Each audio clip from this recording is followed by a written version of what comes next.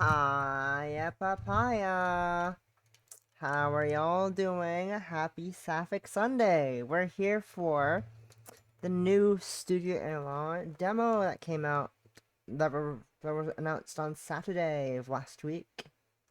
Last week, the start of June on Gay Month. Whoa, the start of Pride Month. Whoa, look at you go to 20 stream. My stream streak. Hi, Possum. On the gay day. May Day, gay day. Anyways, there's a disclaimer. I left this on this game for ages. It's written fiction. Names, characters, settings, and instance are either products of the author's imagination or are used fictitiously. In resemblance to actual events or locale or occult magics or persons, living or dead, is entirely coincidental. Please be advised that this game contains textual depictions of and visual depictions of the following sensitive topics: blood, self-harm, suicidal ideology, violence. While some visual depictions are optional, or can optionally be disabled in the game's preferences, textual descriptions cannot be, as these elements are part of the story. Anyways, how are y'all doing? I'm still sick. I heard Possum is also sick. Whoops. Might be my fault.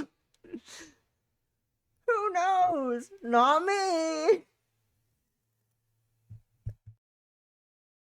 Might have been the high C.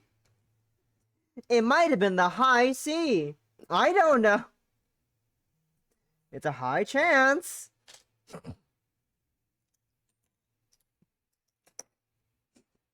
There's a high possibility it was the high C. I don't know, that's a plane in the distance I'm hearing. That does tend to happen when one shares a high C.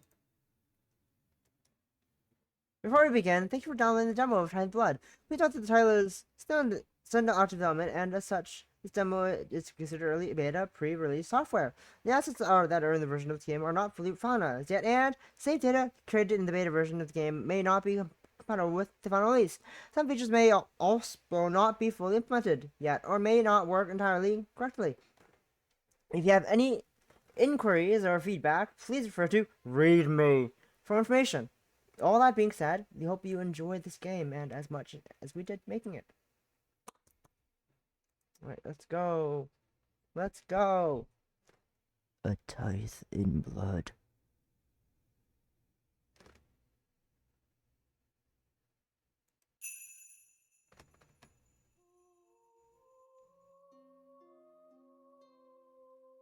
Awesome. You want me to walk around this California summer in winter clothing?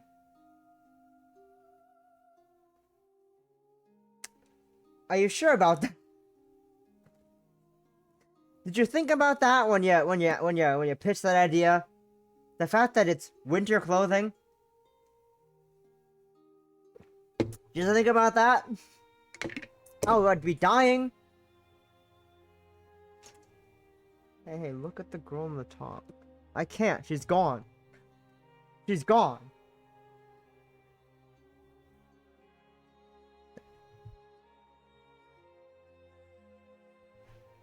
You're insane.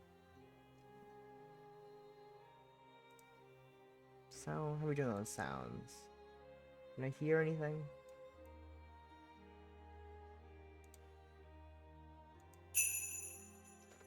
Well, I guess we're fine. That'd be the most difficult part. The kimono. The flowers of the summer shall wither. The leaves of autumn shall fall. The music is a bit quiet. I know. I said it very low for a reason earlier, but I can put it higher. Doop. Doop.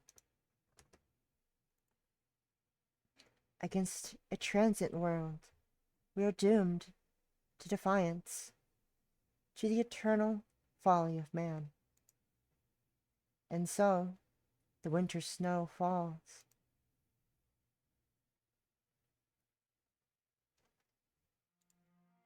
How's the game? 13.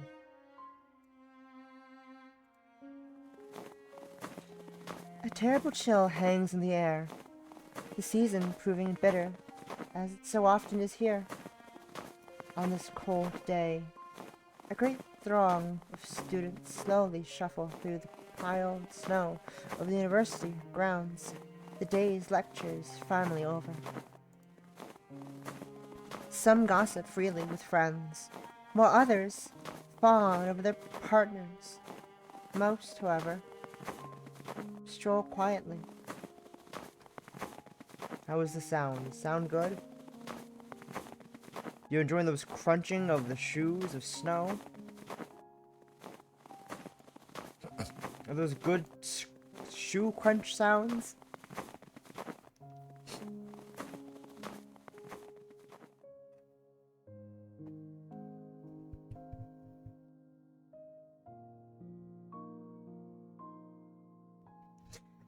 Amidst this sea of people walks one unremarkable student among many. It went without saying that I'd go to university.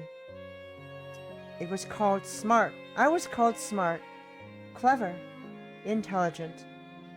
I quietly liked the praise, and saw no reason to fight others' ambitions for me. As long as people told me I was doing well, I hardly cared what I did. I wouldn't say I have a career in mind, nor any particular plan for the future. I barely chose this way of life at all. I simply fell into it. Things happened around me, and I followed the path of least resistance. I never considered what would happen when I had to think for myself.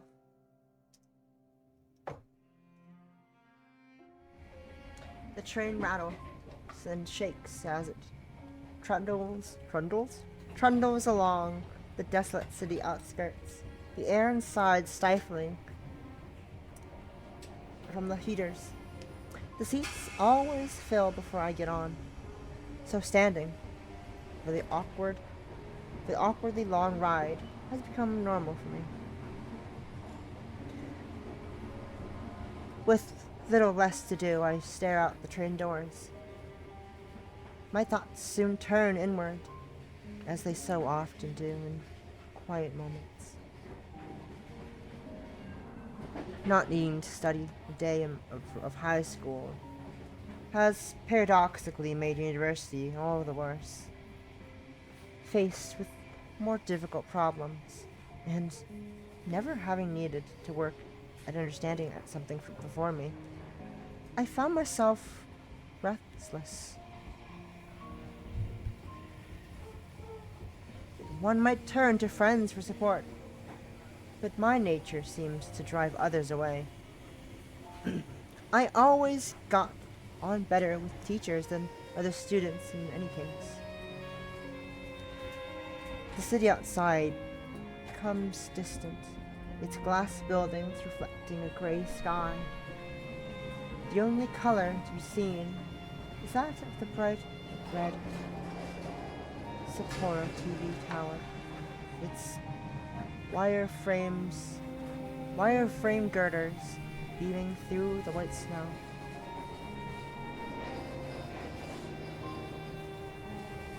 Not having traveled to the mainlands, it's difficult to view life here in an object sense. That remoteness hasn't hurt the city, though, having every convenience one could hope for despite its distance from Tokyo. The snow season has brought the annual increase in tourists with it, a topic of some debate given the fuss and crowding they cause. The hotels and snowfields continue their trade, though. As well as Sapporo may be the capital of Hokkaido, their money is still sorely needed. Cranes work day and night to build new apartments, the city's population ever rising. The bustling train station is one of the most modest of this country. The bustling train station is one of the most. I read that. I fucking read that law. The country. A landmark of glass outside and high technology inside. Even the trains themselves are kept in eerily perfect condition. As if every trip were the first of the day. And I proceed to read the same thing twice. It's very funny. It's great. Sapporo never stops changing in order to keep up. As if locked in a rivalry with Tokyo's modernity. And is any of this right? I couldn't really say. Like me, everyone keeps going about their day in this ever-changing city. Even as the past disappears around us. Or modern developments. New businesses and more money. That place now passing by the train window is where I was born. And where I expect to die.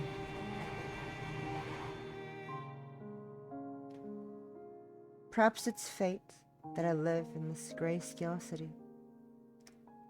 So fitting is it for someone like me.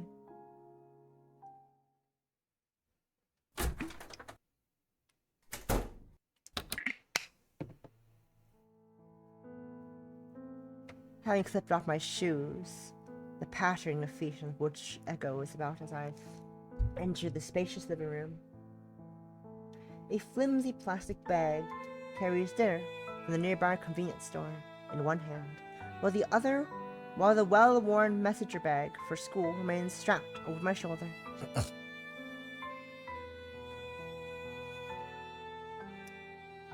As my eyes adjust to the light, a familiar unease comes over me. The unease of true solitude. A haunting silence hangs in the air. The room's size only magnifying the effect. Few things provoke this unsettling feeling so deeply as an empty house which shouldn't be. My money largely going towards university fees and keeping the house. Most of the rooms have been neglected. The table before me might appear a stately wooden construction, but the lie is exposed by the veneer having flaked off the corner, exposing cheap particle board. I will go to a furniture store and replace it sometime, I think to myself as I hang my coat and bag. Of course, sometime is vague enough that I can rationalize away that time never coming.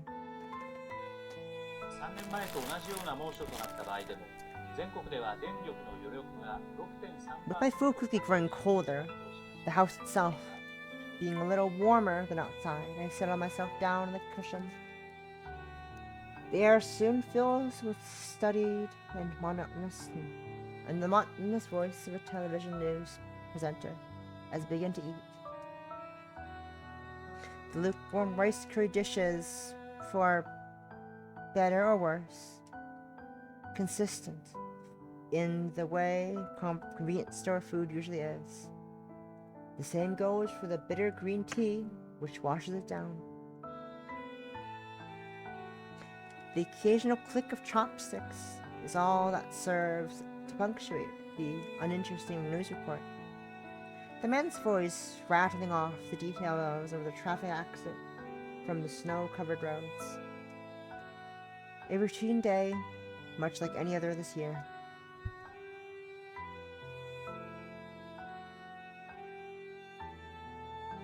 My attention begins to drift from disinterest.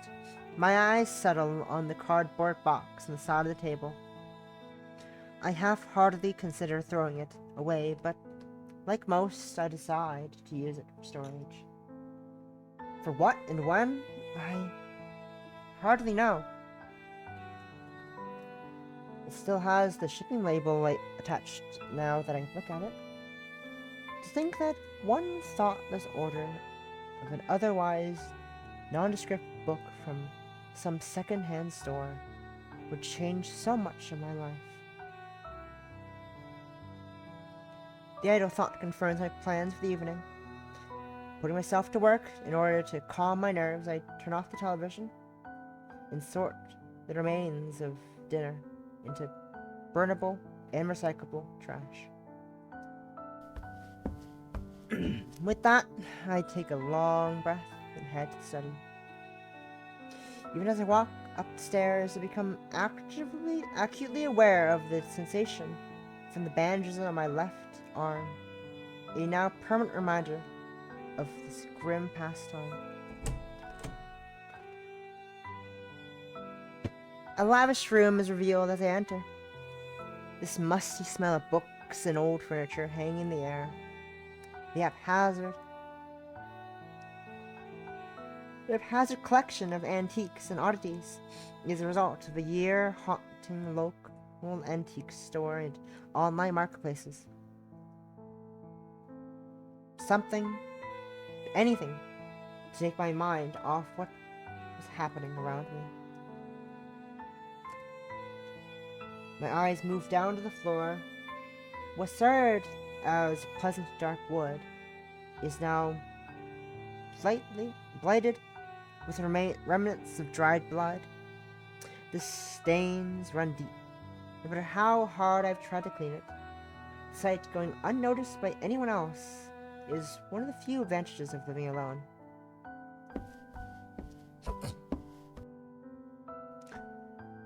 Stepping towards the faded remains of chalk between the wood plank panels, I stride over to my desk.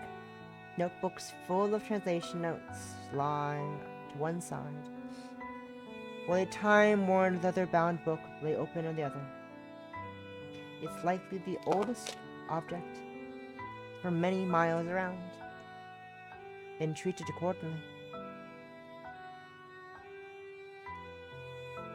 Note Azotite Sol Natura del Magia del Sangue, or assorted notes on the nature of blood magic. The title alone made me curious, a curiosity which soon developed into obsession. Before long, that obsession turned from the intellectual to the practical. With some reference, I carefully leaf through the pages.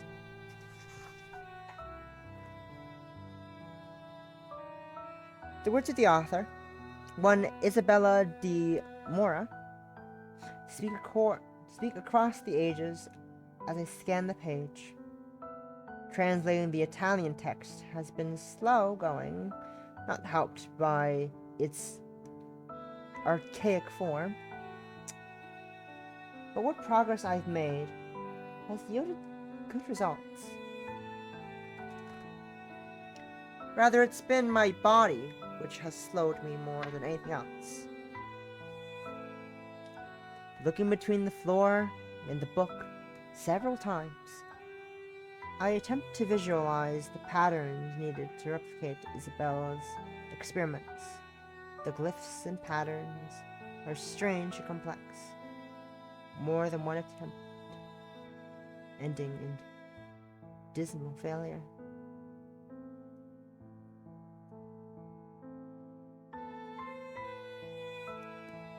Realizing I'd begun to draw this out of avoidance, I was out to avoid the necessary pain for as long as possible. I set the book down at its opened page and set about the preparations.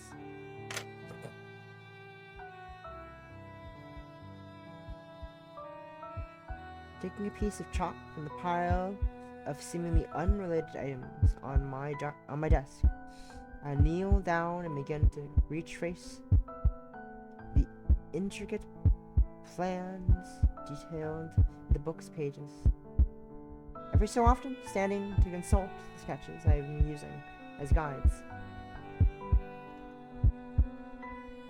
There's an odd beauty to the intricate patterns slowly appearing on the floor. One concentric ring is followed by another, mysterious symbols and figures filling the spaces between them. Isabella's process of experimentation and discovery, the result of a great mind imprisoned by her family, has been fascinating to uncover page by page as my translation progresses. Trying to replicate her results would soon prove even more intriguing.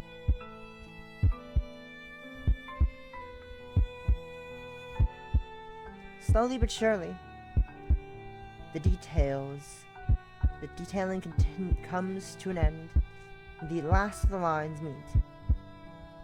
Coming to my feet, I set the chalk down and set about the more distasteful side of the process.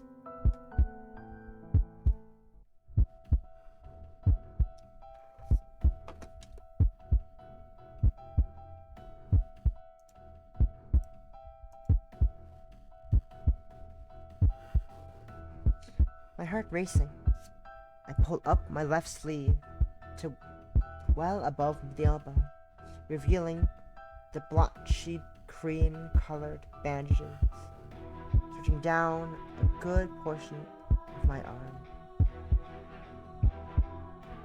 It's a strange feeling in keeping something hidden despite being surrounded by oblivious others.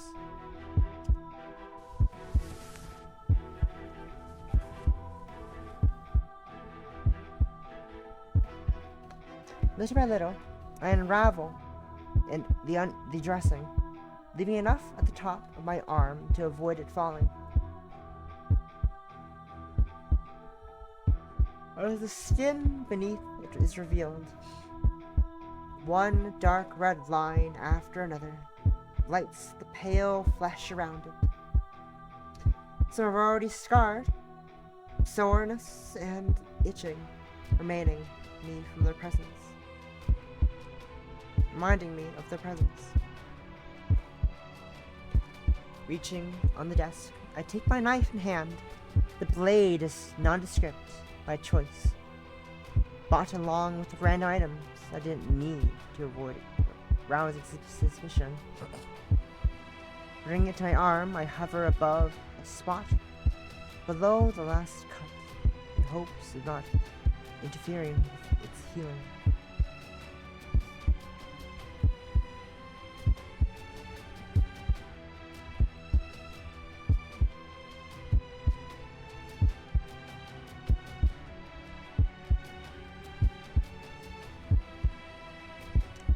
My breathing becomes heavy as the knife settles against the skin. The sound of my breathing is maddeningly loud as it reverberates around the room. My breaths becoming ragged and knuckles whitening as I clutch the knife's cold metal handle in my shaky palm. I dearly hoped this inhumane reaction against myself become more natural, but even now my instincts scream at me. Instinct isn't so easily snuffed out. As the moon's light glints off the cold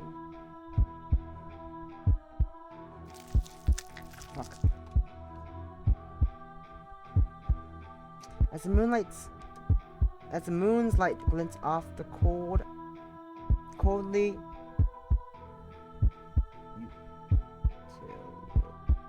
utilitarian blade, I press the tip of the knife to the side of my arm. In one practiced motion, I overcome my body's pleading and force myself to slice the blade across my upper arm. Pain glances through my body and mind. The gritting of my teeth, the only thing stopping my painful whimpers from escaping. The tool's job done, throw it to the ground and clutch my arm tightly. Dark crimson fluid seeps from the open wound, soon flowing freely down my arm and over my hand. Crouching down, I put myself to work to pull what attention I can from the wound.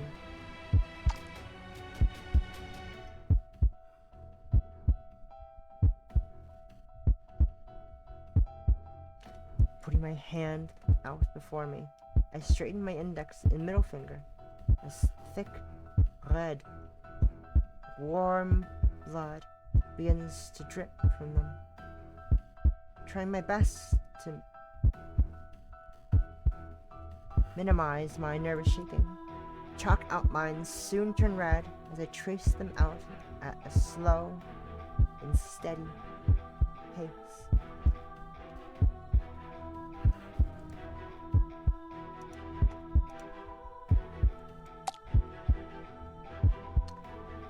I have to take this slowly, I remind myself. My body can't afford to do this often.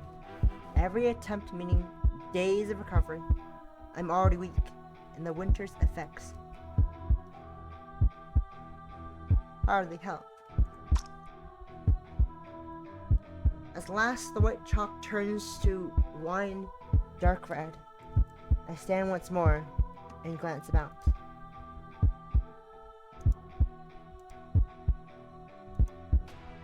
Give me a second, I gotta go. We are back.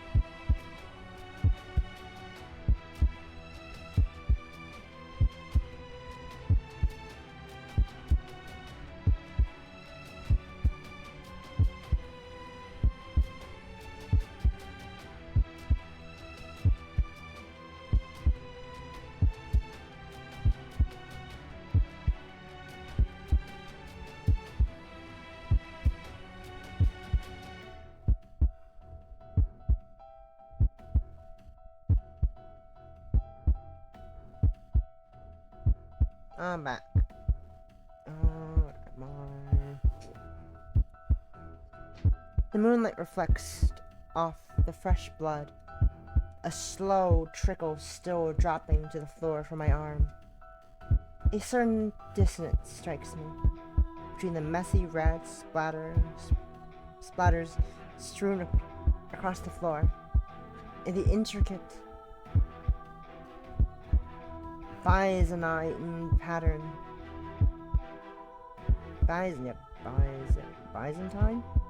Byzantine patterns they form. The panicked thought of this being some descent into madness briefly passes my mind. What madman, what crazed murderer could stand in such a spectacle and think themselves sane? Rather than fear such thoughts, I treasure them as I close my eyes shut. Their confirmation that I've not yet lost my mind. I can still see this from the outside. I'm still human. As the books say, I concentrate on the imagination of symbols, imagining the symbols and patterns around me and my mind. My thoughts begin to shift and ebb, my nerves somehow becoming swept along in a strange, calming sensation.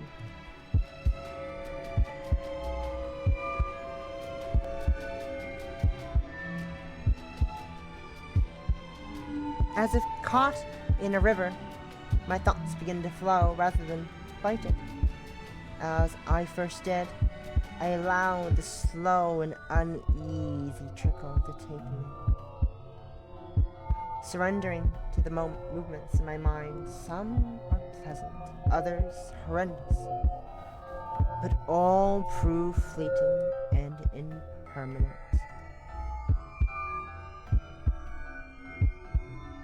What was a river soon becomes a torrent, identifiable memories and concepts being abstract and indistinct. Thoughts and feelings, sensations all merge together in a surging rush. All physical sense in my body long gone, as every emotion pours through me at once.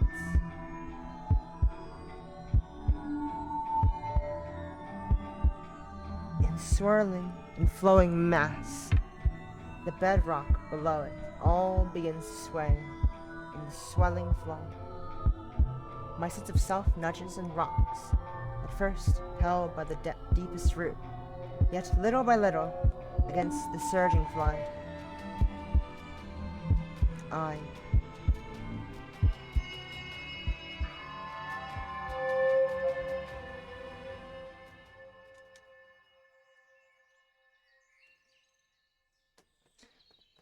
The soft grass gently presses against my cheek, the dew of early morning contrasting the sun's warmth. My eyes slowly open. My body feels too heavy to move. Far from being unexpected, it's now a familiar feeling. My mind too dull to do anything more. I silently watch the flowers before me gently sway in the breeze.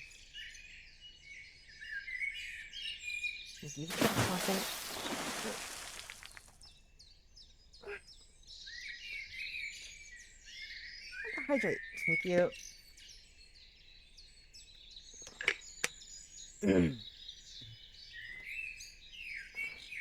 I suddenly watch the flowers before me gently sway in the breeze while birds squawk in the far distance.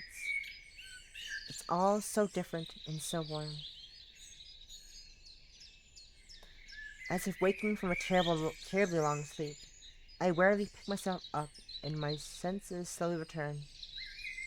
A cloudless blue sky hangs above. The lush green of the unkempt forest surrounding me. It's all so idealistic.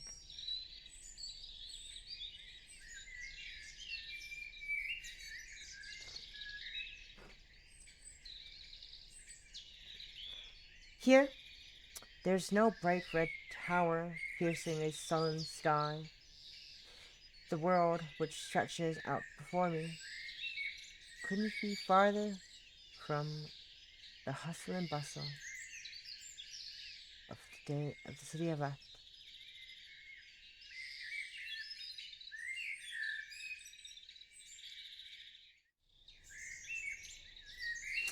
The warmth of spring and its many scents confuses my senses, jarred by the shift from the cold winter's night I left. A gentle breeze flows over me, while I gaze at the swaying fields. The only blemish of the scene is a column of faint smoke. Yeah, from the workshops in their far distances.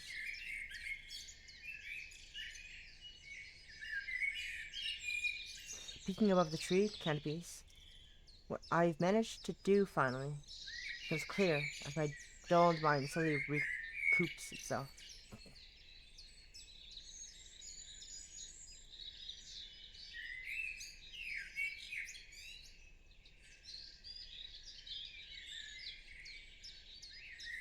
Can I scroll back? I did.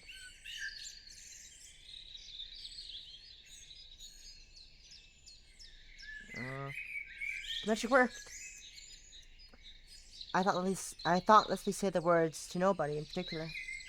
The nature of what I've done, no less surreal to me now than the scant few other times I've successfully managed it. Unfortunately, my senses returning to me also means that pain is among them. I quickly set about rebinding my bandages, lest anyone here see the scars, now disfiguring my forearm. Groaning in pain, I focus on making sure they're done tight and firm before fixing the ends once more.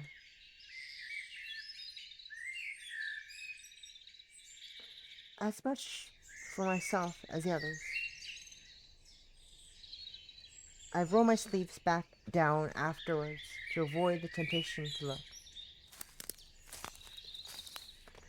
Adjusting my glasses and dusting myself off my uninjured arm.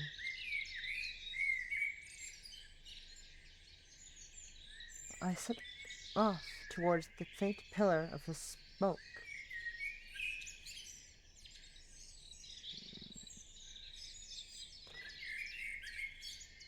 No visible mark of town ahead.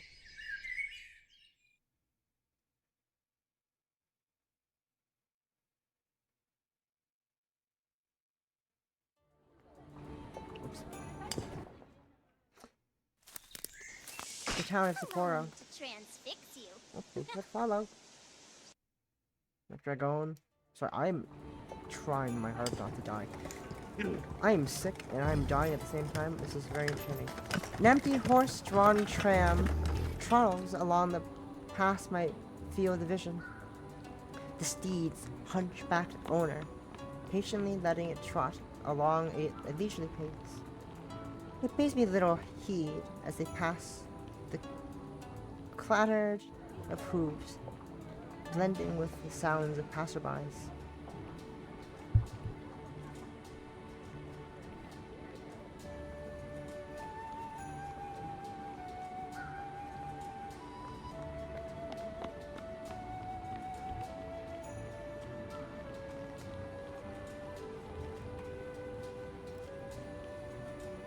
The shadows are small, so it must be around noon. The flow of time here always throws me off, as I so often do when I come to this place. I find myself just watching, strolling through as if in a daze, caught up in observing this strange foreign land.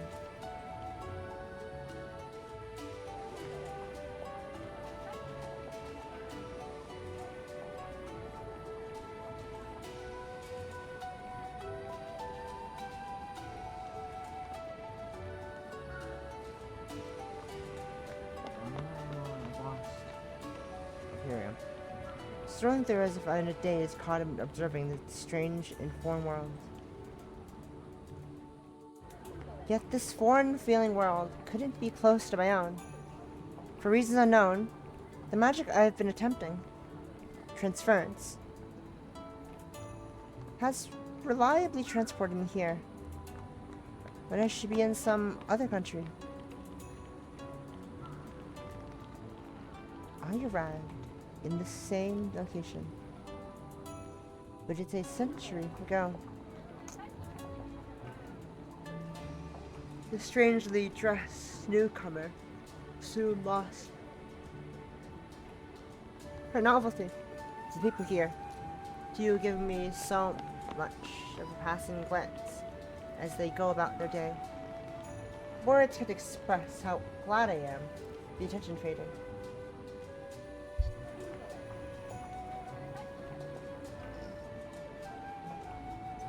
Perhaps I should be glad it's the Meiji era. My modern clothing would be just another strange foreign dress to them. Some of these walking before me, mixing Japanese and Western fashion. So even now, it's a very intriguing success.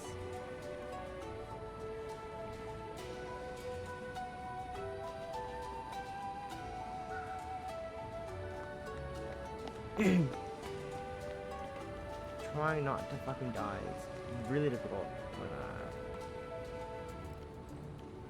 your body really loves to die. A couple of children run by, happily chasing one another along the street. It all feels so different to the grayscale photos and old documentaries about the Meiji era. Or about this time at all.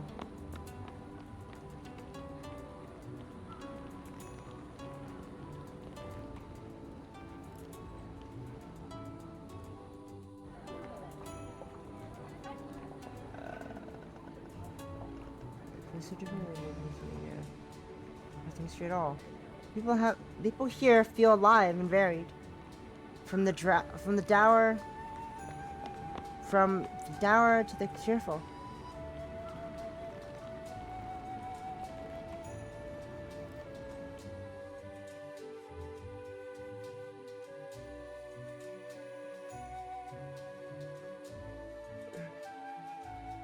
My idle stroll comes to an end as I reach my usual destination.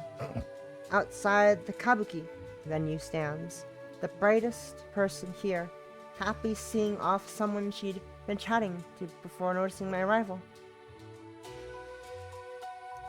No, I just keep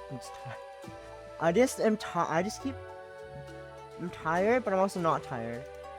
I took a nap earlier. Or I tried to. I'm fine, awesome. I'm fine, don't worry. I just keep wanting to go to sleep. I just keep fucking falling asleep. It's great, it's normal. I see we have a visitor. Welcome back, Miss Asakawa. Hello, Miss Yasui. You look well as always. I've told you before, Yasui is perfectly fine. I'm glad to drop the formalities around at least one person. Then just... Honoka is alright too.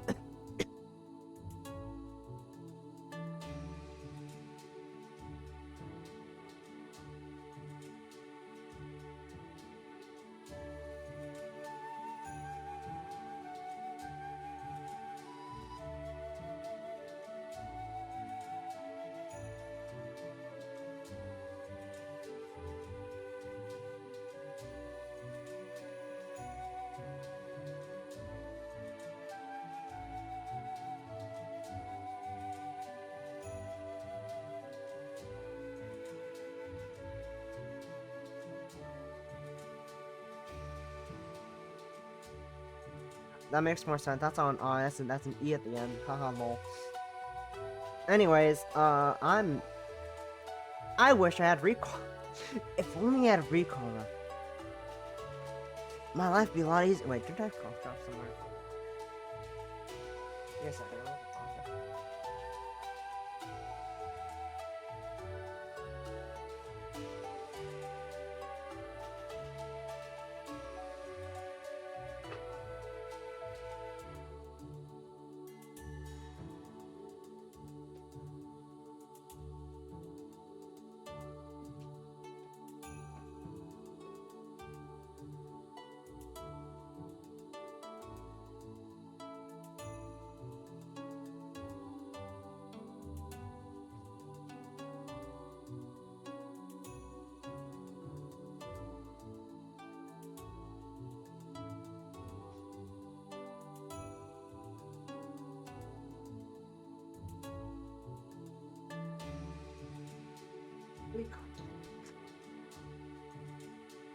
Hi, Ming. I'm sick. What up?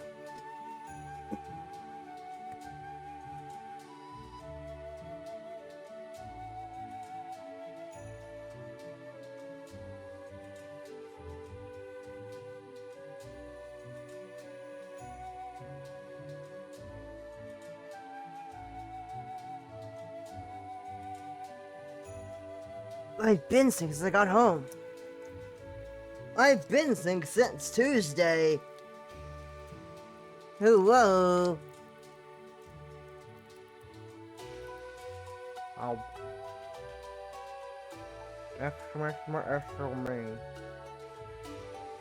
Poggers.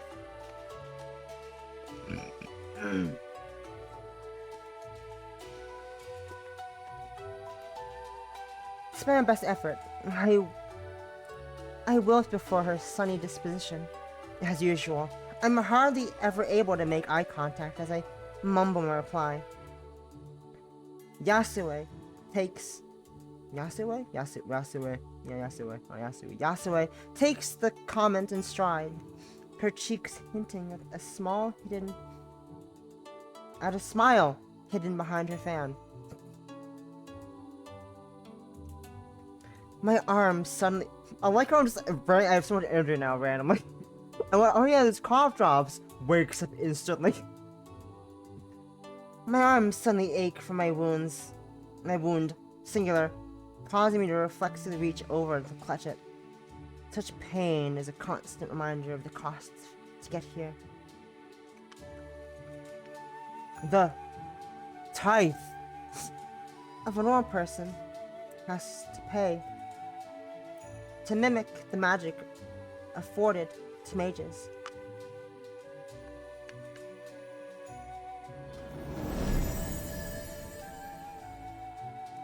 True mages, just as Yasue. Blood. Her magic is no less amazing to watch now as when I first saw it. With mages as so few in number in the normal world, and those of that do exist keeping a low profile, I'm in some ways blessed to meet one who uses their abilities so openly.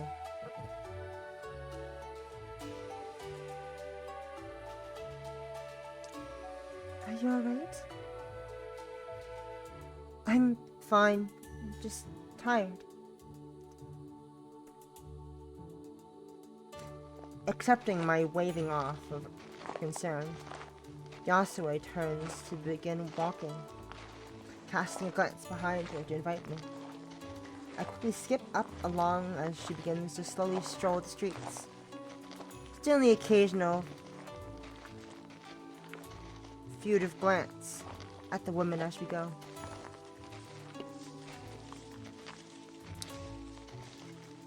While she's this pretty a person in general, I've never quite been able to place her age. I may be terrible at guessing such things normally, but it's her hair which throws me off entirely. I call it bleached white, but it looks natural despite her youthful face.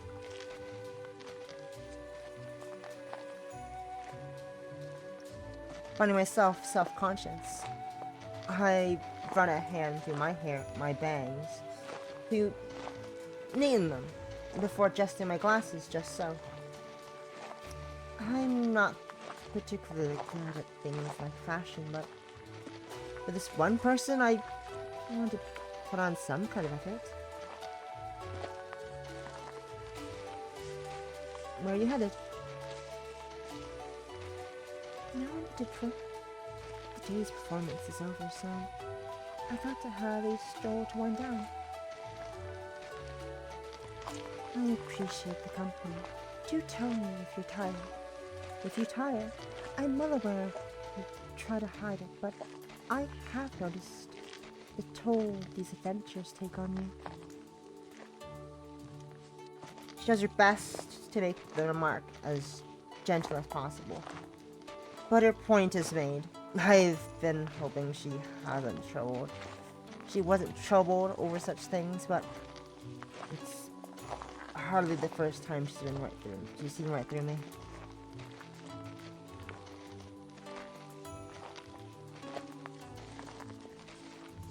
It all feels so surreal. It's hard to believe this is how my own city looked a century ago. I'm sure we all must look rather quaint to someone so far in the future. What brought you to this line of thought?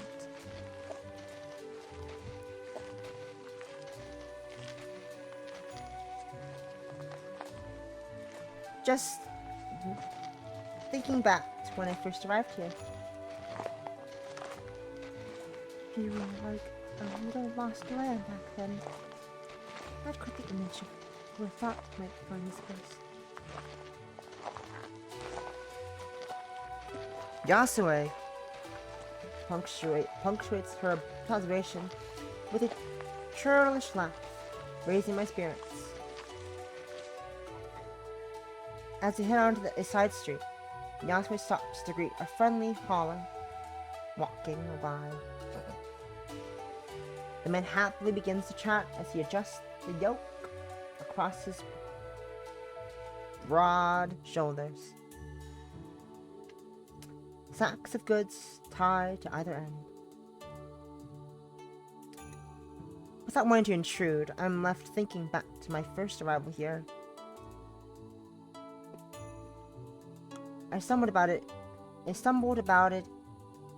in the grip of terror for some time, wandering into the town knowing nothing of where I was or how to escape. Nearly frozen in fright.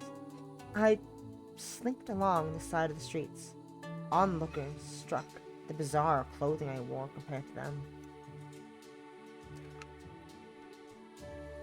How fortunate I was for some children to run and fetch Yasue. When she first caught sight of me, I wondered which of the two of us was the more surprised. She sensed I was of a different time than the others, and took me under her wing without a second thought. Even now, I still feel like her lamb. She doesn't know the scene in my world which led to this first journey. I wondered if she'd think differently of me for it. As the holler shuffles off and we start walking once more, Yasue speaks up. Few of our conversations are started by me, though. She seems unperturbed by this. How have you been? You spoke of life being peaceful? Peaceful, I suppose so. Things are largely the same as ever. I go to the university, come home, eat dinner, and sleep. As for you, this world only contains Sapporo and its people, right? Yasue nods solemnly. I dislike reminding her of the fact that but I have only the most vague understanding of such things. When we were sealed away all those years ago, this world became an unchanging one. That's all it will ever be for us, I suppose. Well, until you arrived. Imagine my shock to have someone from the real world arrive after so long. She giggles once more, smiling to herself at the memory. How easily she laughs off her own past awkwardness. I was right the first time.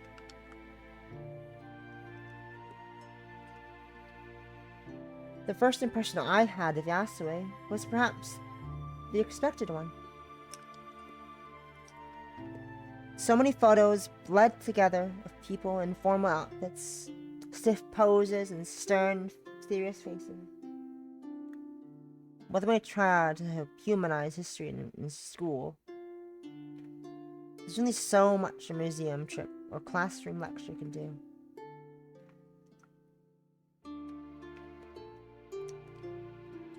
My preconception would be dispelled in months.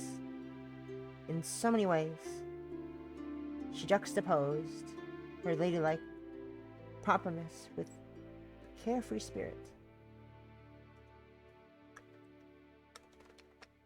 Her hair is lavishly cared for. It flows freely rather than being tied up. Her speech is archaic, and she uses long, obsolete words, only for her to chat naturally and openly. She dresses formally, yet gestures widely and wears her emotions on her sleeve.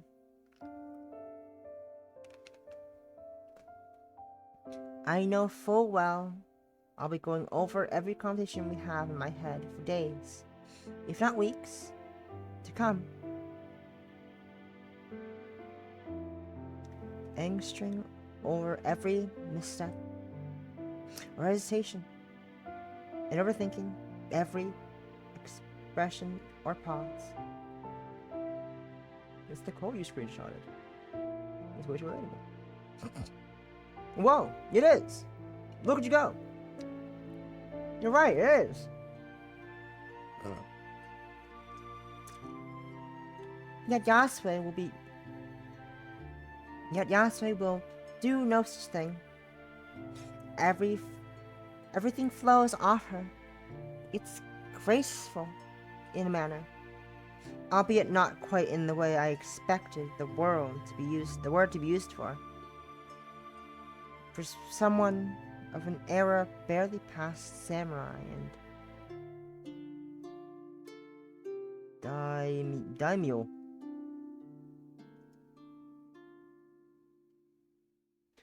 Sorry if I'm a disappointment. If I could save you from this world, I would. You may not be a great mage, but I'm glad to have met you. Perhaps it's for the better that the first to come here would be someone like you. A homosexual? Not knowing how best to react to her praise, I bashfully look away. My driving desire to be complimented is one of my uglier traits. I can only hope it's one of the few things Yasue hasn't perceived of me.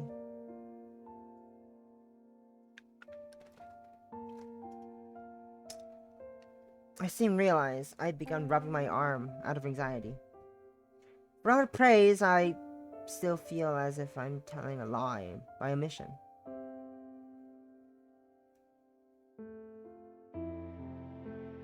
How would a mage react to finding out the one before them is some regular person, mimicking their abilities through such methods? May I ask you a question on that topic? Feel free to answer if you prefer. Go ahead.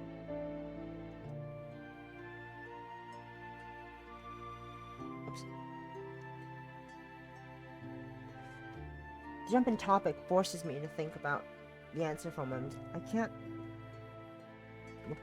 How old are you? How old are you? I must admit, you seem young for a mage of this skill. The jump in topic forces me to think over the answer for a moment. I can't will myself to tell her the truth when she gives such a convenient excuse not to. I turned 24 a few weeks ago, I think. I turned 20, not 24. I turned 20 a few weeks ago, I think. So you haven't gotten married yet? You're still single? Oh. Kalukale, you're still available. I can still marry you. She trails off before finishing her sentence. Her expression concerned. I'm left at a loss for words, only growing worse as the sparks of realization brightens her face. Yasue? Please, follow me, please. I promise I'll make it worth your while. Come into my room. Come into my bedroom. Once again, I find myself working to catch up with the cheerful woman.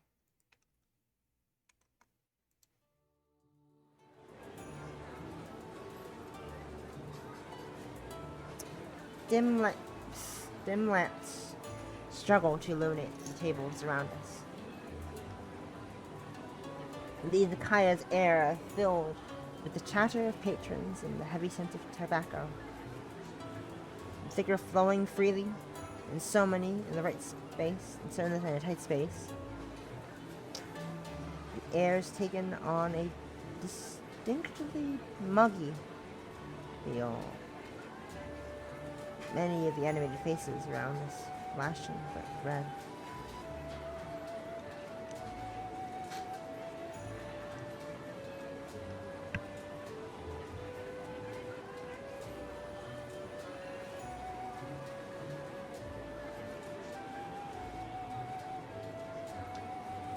My gaze rests on the waitress skittering from table to table.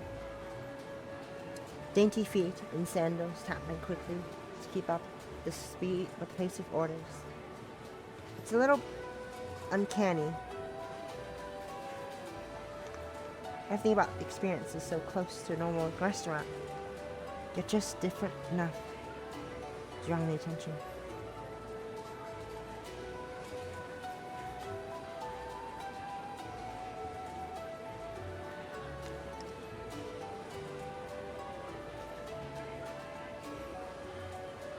As always, I do my best to avoid accidentally catching the eye of anyone in particular. Yasue does no such thing, instead looking at me with an indignant smile.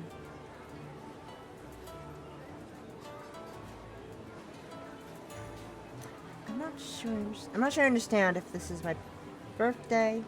If this is my birthday, it's really not a big deal. At this, Yasue shows a show of pouting. You never let me spoil you.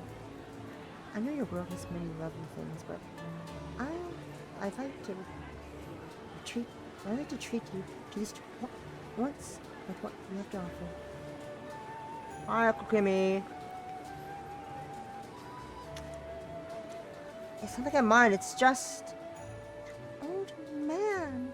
Some local beer for this... Old man. Some local beer for this young lady, if you please. The man beyond the counter, as yet unseen, yells out his agreement in a hoarse voice. Wait, I mean, I'm still 20. I haven't even tried drinking yet. And what could I even try?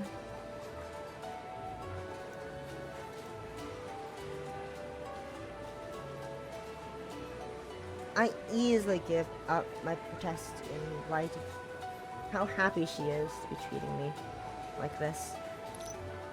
I've been too shy to fumble my way through dealing with the bar, and I wouldn't know alcohol would be good to start with in the first place.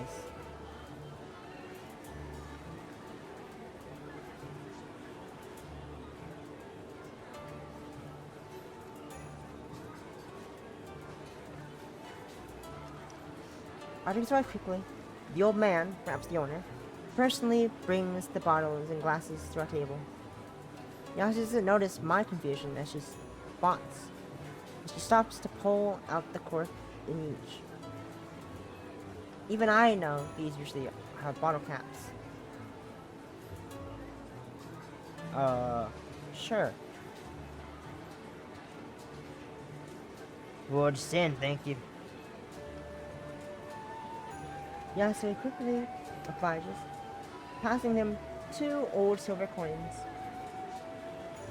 I've never seen, I've never even heard of a sen as a currency before. Regardless, the man cheerfully takes them before hobbling back off past the curtain.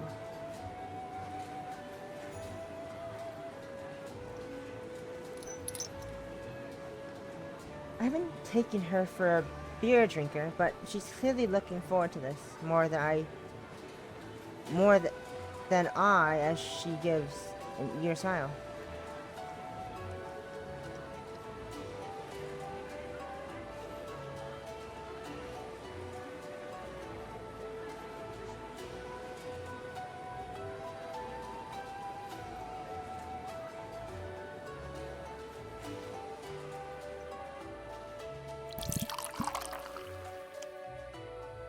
Trying to paper over my confession, I slowly take one of the bottles in hand, supporting it in one hand and tipping it with the other.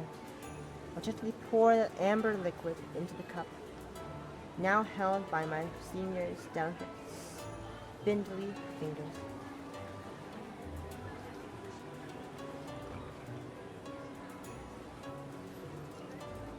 Yasue returns the gesture soon after, inviting thick, foamy head, forming on the glass cradle.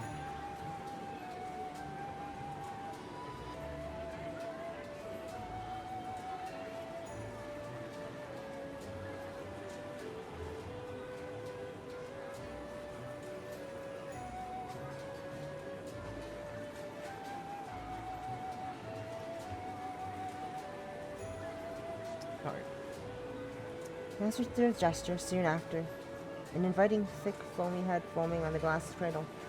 The calmly bubbling beer gives off a floral scent, a sharp contrast to the mess of crimson which brought me here. Some blood, now uncomfortably familiar.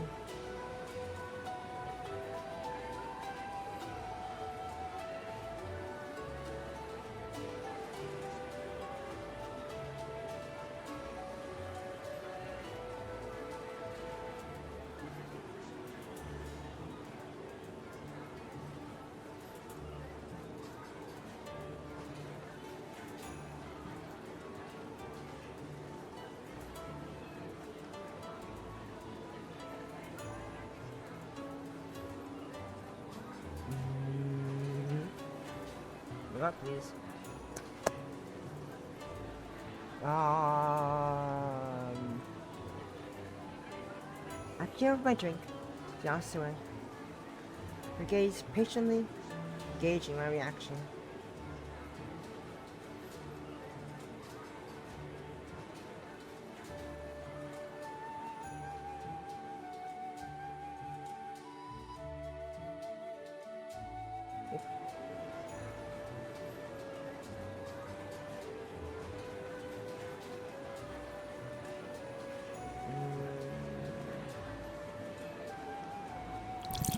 What did I do? I pour my drink to Yasue, her gaze patiently gauging my reaction. Perhaps it's my distrust for others, or my own anxieties causing me to overthink every gesture. But I find myself unable to plainly accept what could be kind gesture. Is it really okay to treat me like this at all? After all this? I feel like I've done nothing for you, but you keep treating me so nicely. You don't want to celebrate your birthday? No, it's not that at all. It's just...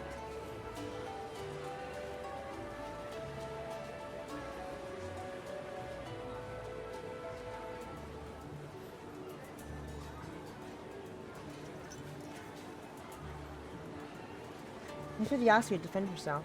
Instead, she stares at me intently, as if examining an interesting specimen before her. Maybe this is no different to how we've been interacting with this whole time. Another of our elaborate plays, but this time, without a script in hand. Each of us left to take our cues from the other, judging and moving, in step, with each other.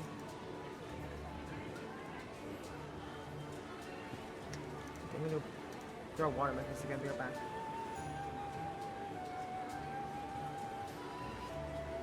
Boop, boop, boop, boop, boop, boop.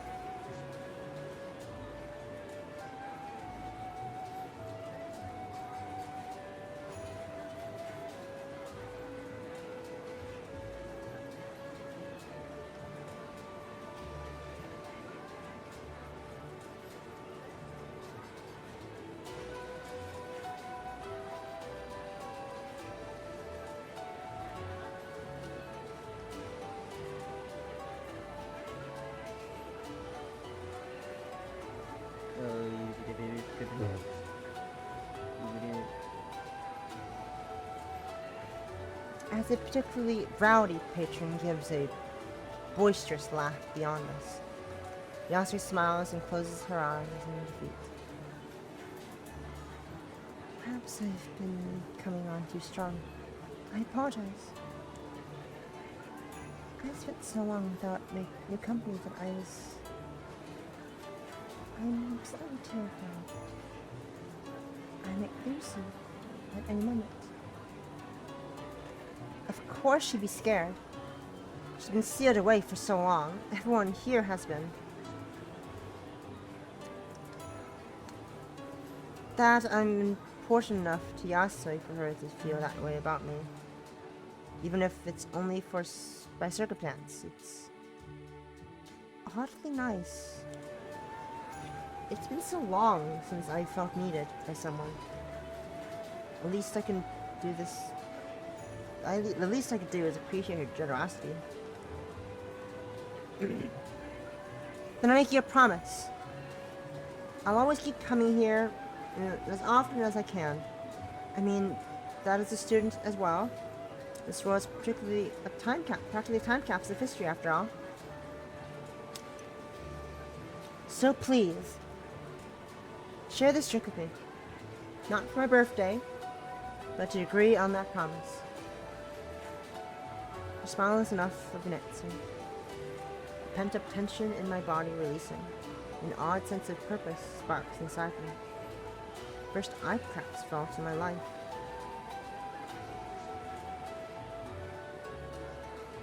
With that, we both lift our glasses to our lips. Take a long sip. In the end, I only had a few sips of that bitter stuff. Thankfully, Yasue, who was only too happy to oblige in drinking both our bottles, and a couple more, besides. It seems the taste of alcohol will take some getting used to. I'll agree for that. And hydrate.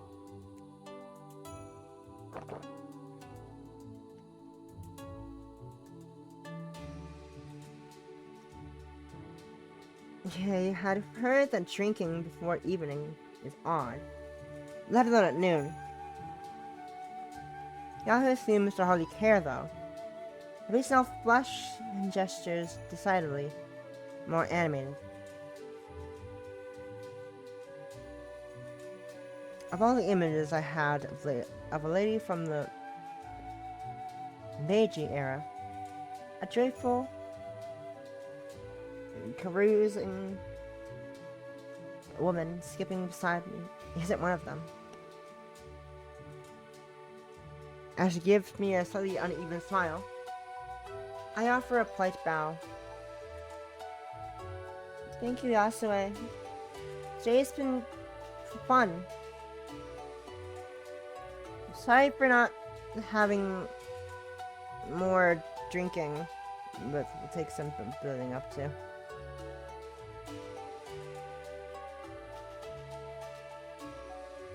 If I can muster the courage to have another, I'd be delighted to join you if you do. Perhaps it's the drink or simple tiredness, but I find the corners of my mouth lifting just a little. I wonder if the stupor will last in the real world, now that I think of it. They're gay, Your Honor. The passing thought only reminds me of the greater lie. Perhaps it's genuine honesty after hearing her own. Ulrich make me self-inhibited, less inhibited. I want to tell her the truth. Yasue, there's something I want to tell you. The reason I can't help you escape isn't that I don't know how, it's... I'm not a mage, Yasue. Not like you, I'm just... another person. But if that's the case, how did you... As I glance about at the people going about the day around us, Yasue senses my want for privacy. Come, follow me.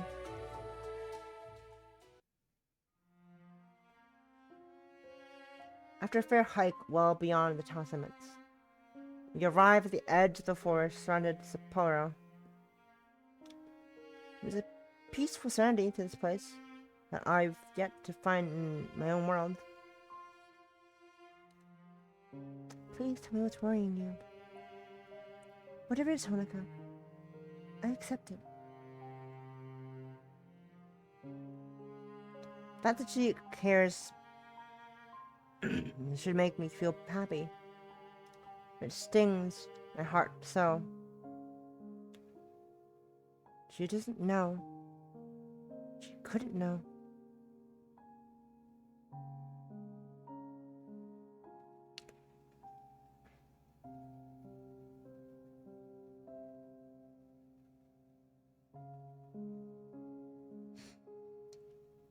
Taking a long breath to steady myself, I look down in shame and pull my left sleeve upwards, tug by tug.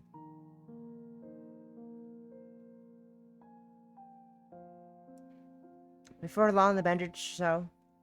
Their length chases further up my arm. The beige gauze, discolored by a blotch of bright scarlet. Fresh blood has pooled by now. The wound is still proving sore. And I'm not crying. And I'm not crying. And pull one out. The wound's still proving sore as my sleeves drag all over it.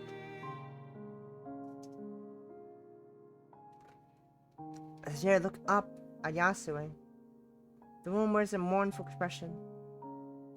It's striking compared to her gentle demeanor.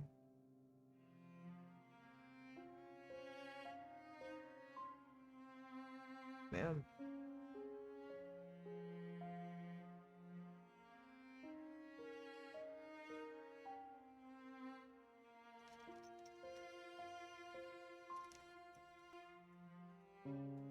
Thanks.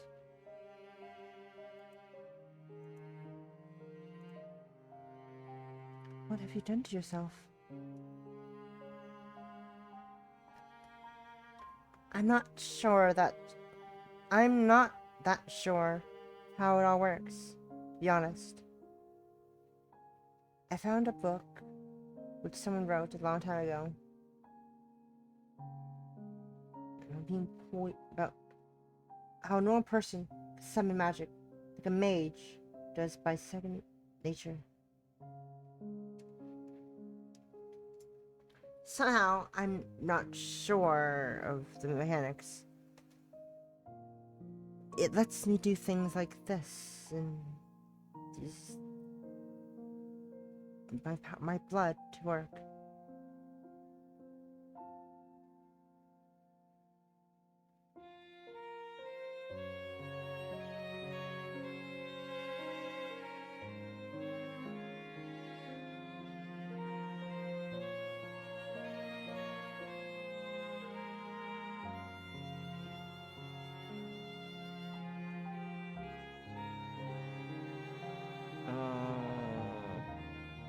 Somehow, I'm not sure the mechanics. It lets me do things like this, but it needs my blood to work. They called it blood magic, in Italian anyway.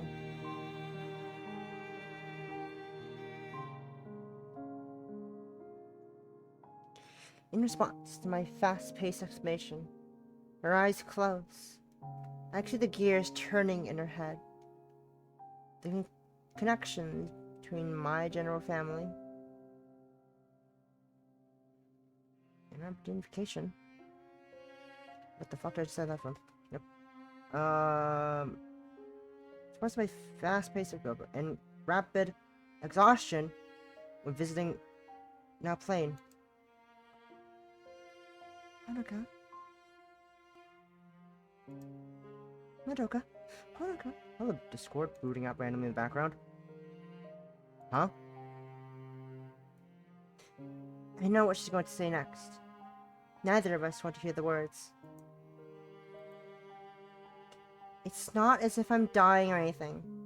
It's hard on my body, I can admit that. But it's for... Please, Yasue. I want to keep seeing you. She thinks for some time before giving a heart-breaking smile of defeat.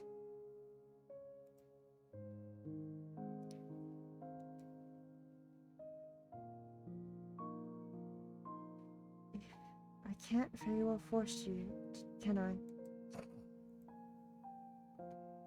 I'd rather she scolded me.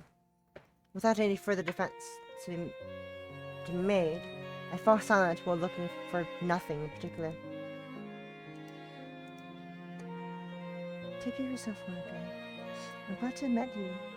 You have no idea how so, but please don't do anything that would risk your life. Do you understand?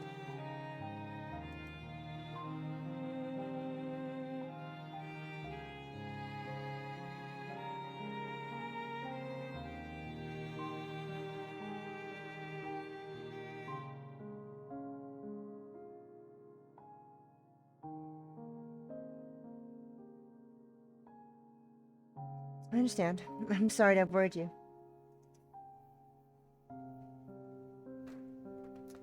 As I scuff my feet on the grass in angst. Angst! I notice Yasui's shadow moving nearer. By the time I look back up, my body freezes. That's how close she's come. Hello there.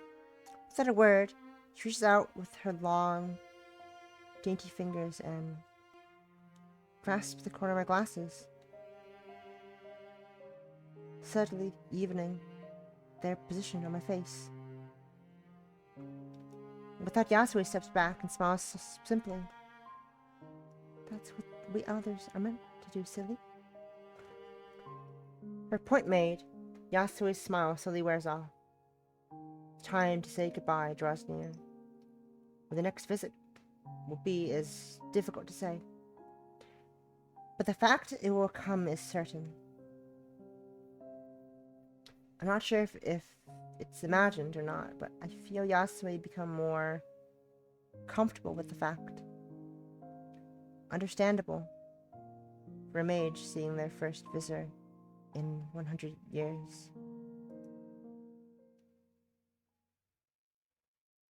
Take care, Honoka.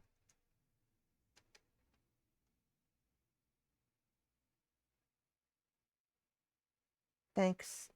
I'll see you soon. Wee. I'm gone. Those are pretty.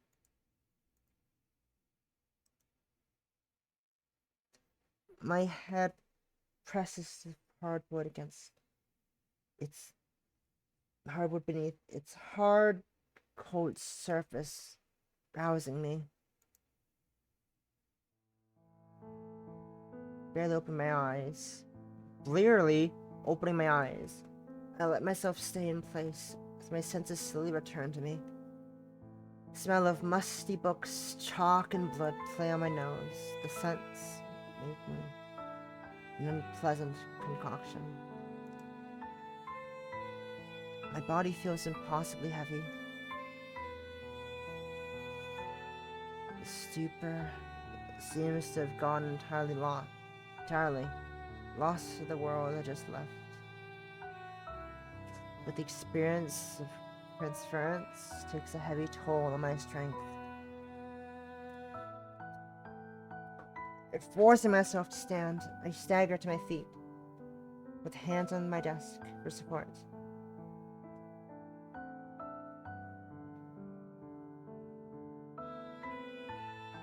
I found myself unable to do anything but stand idle in the cold, empty room. My tired eyes stare blankly out the window, the moon's dim light reflecting off the bare branches of the winter.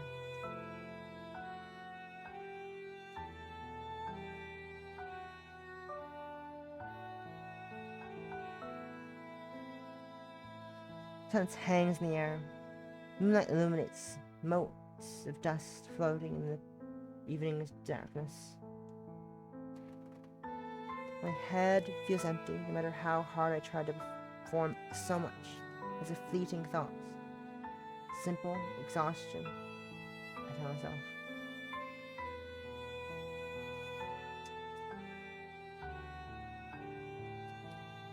With the desire to do anything, I begin to walk to the bathroom before settling the night. The floor still bare, the scars of my work. The book still started off. I'm open amidst a disorganized desk. I'll go get some cleaning supplies and wash off some of the mess, I think to myself. Sometime.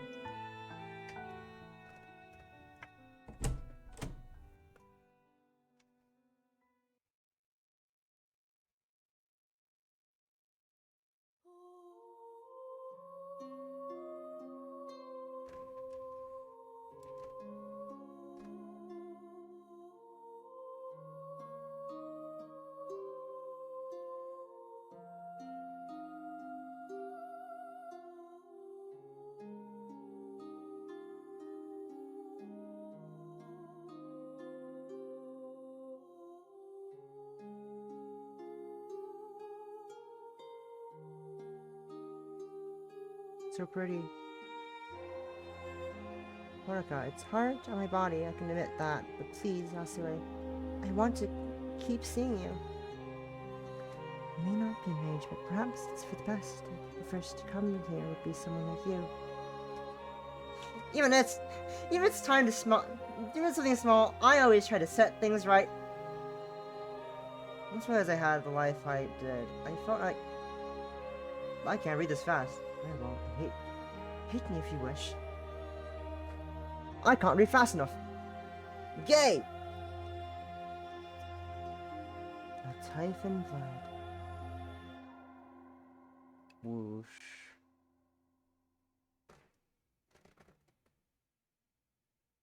The Free-Spirited Librarian. Act 1. Scene 2.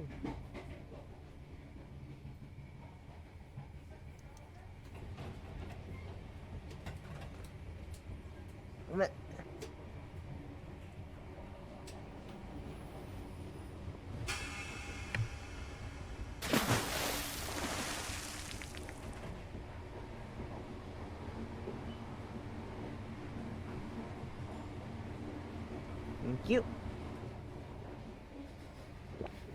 And hydrate and stretch. The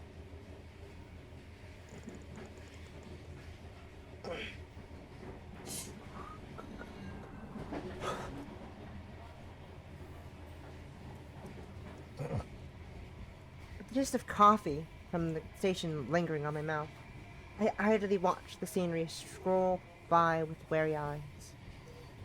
Another day begins, my daily routine, now so deeply ingrained that getting to university requires little more than muscle memory.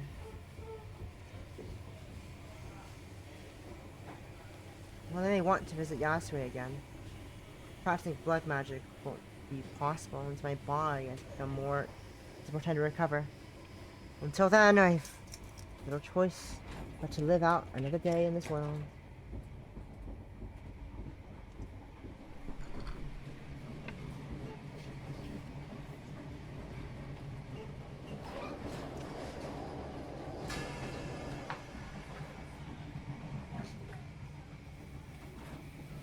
I count it among my worst traits, but I've always had a tendency to eavesdrop. My attention drifts from one conversation between passengers to another, living vicariously through others without the bother of involvement in their lives.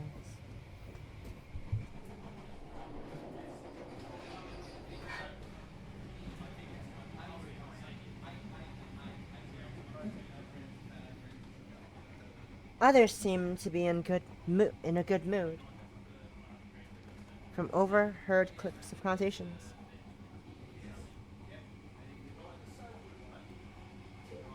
One salaryman talks to another, looking forward to the end of the week, being Friday. Schoolboys chat about their plans for the weekend and the new game they're into, called Tithe and Blood.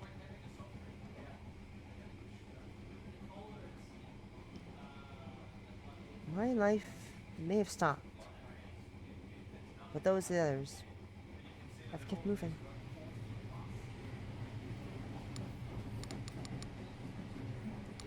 Tucking my phone from my bag for a distraction, I'm going to check various messaging apps to get across what I've missed.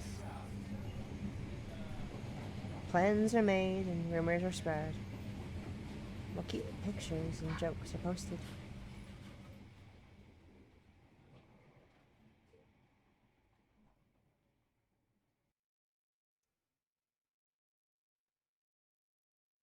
While I might have tried to keep in contact with friends from previous schooling, we inevitably drifted apart with the connection of being classmates. Without the connection of being classmates, these days,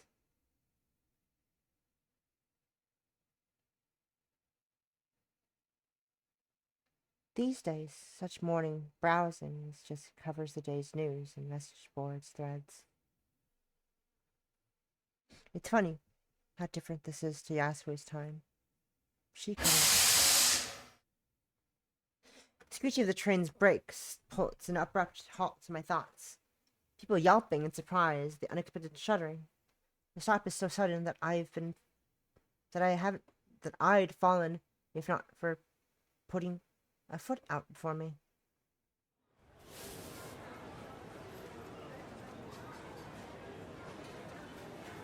The momentary chaos at an end.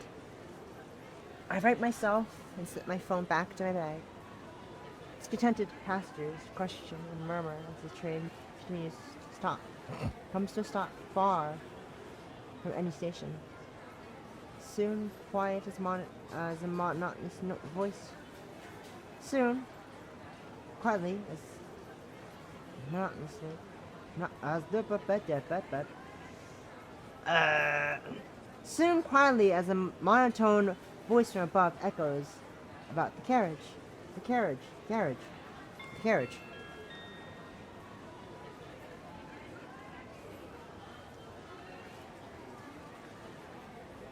We apologize for the inconvenience. This train is currently stopped due to an accident on the line. The short, almost curt message only causes more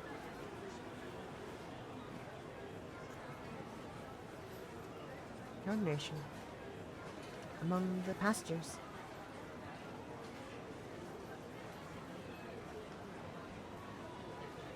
Others around me begin to quietly chat between themselves, some wondering if the train ahead of us broke down, or if the bitter cold has caused the problem.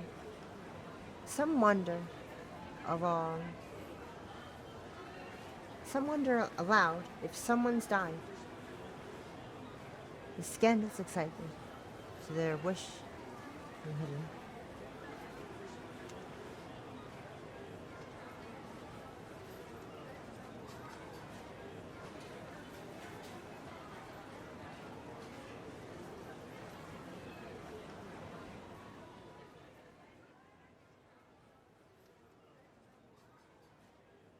Oh, I lost track where windows are.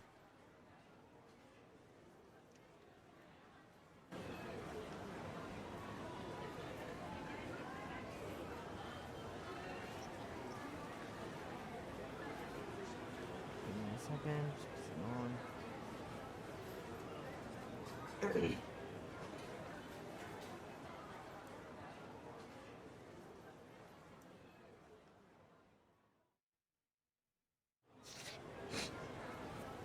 Seconds turn to minutes, and the train showing no signs of moving for some time yet.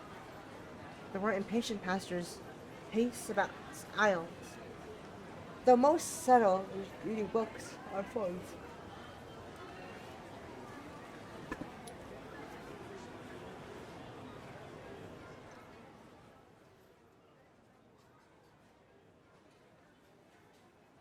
With the heat inside only growing more stifling, I look out at the snow, covering the world outside with some longing, as I do. A moment catches my eye.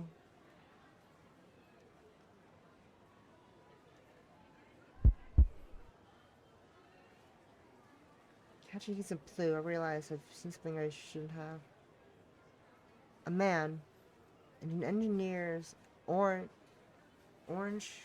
coveralls, slowly making his way along the gravel towards the front of the train, his face downcast, dirtied, gloves, with a large, round roll of blue,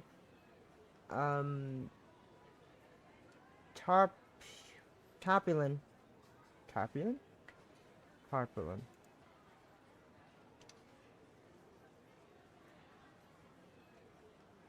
It's just a tarp. Just a blue tarp. a blue tarp under his right arm. Tarpaulin. Huh.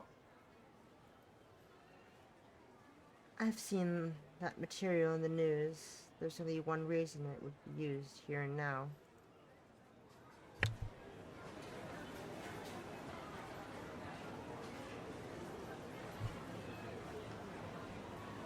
Suddenly finding myself restless, I turn towards the other passengers. All that faces me, scene of my own discomfort, at their mundane routine disrupted, ignorant to the cause, without anything to do with the knowledge I have. I simply take out my phone and begin scrolling through the news feeds once more. And so, one more passenger gently waits for their routine to resume.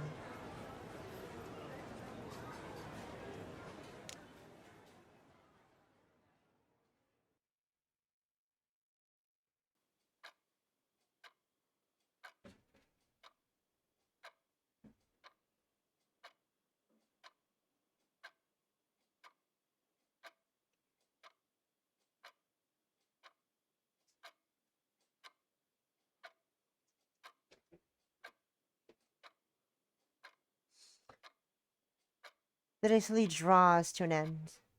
My last daylight hours spent in the university library, as they often are.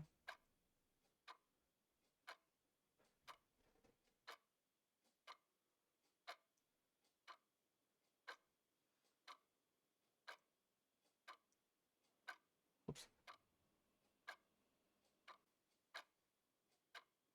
The desk where the other librarian once sat lies empty, her shawl left draped over the chair's back, as a little, perhaps unintentional, intended.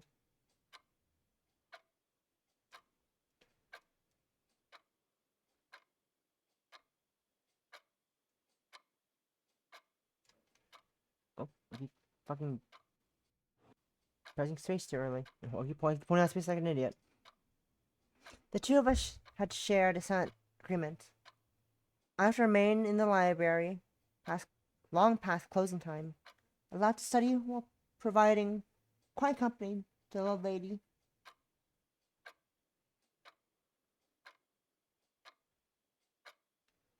As she worked, as she worked close up, as she worked to close up for the day.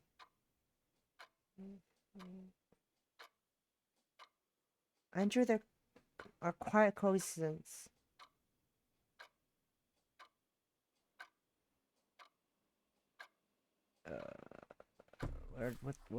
What did I just say something again?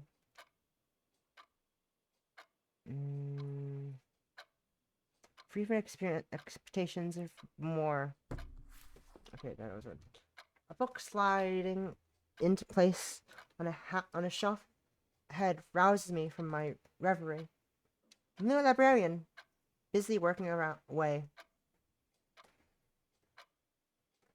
One Shio Kichuchi, according to the email which introduced the newest member of the staff. Only hired in the last month. It's a stark difference from her elder in so many ways. Not the least in which being her age. If I had to guess, she'd be in her early 20s at most. At least one thing is alike between them. She, too, lets me stay well into the evening. Perhaps the old librarian passed a note to her. Ready. Okay, I gotta go. You're back. You're back.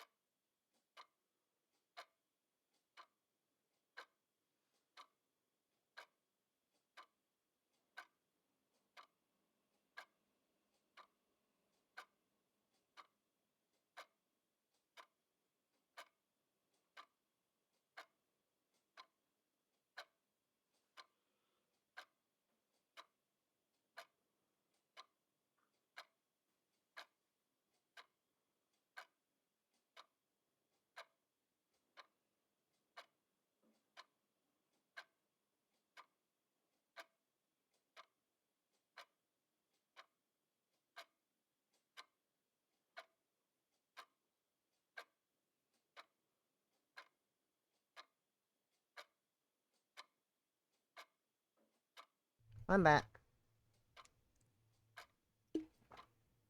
Sorry for the wait. Yeah, I have one time to fix them real quick. Stupid hair. Being annoying. Anyways.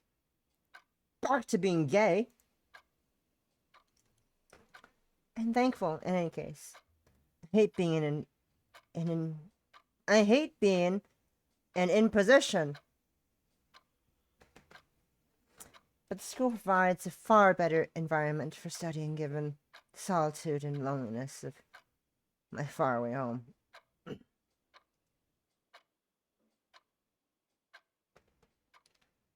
Looking back down at the book before me, a mundane bit of research material for my course.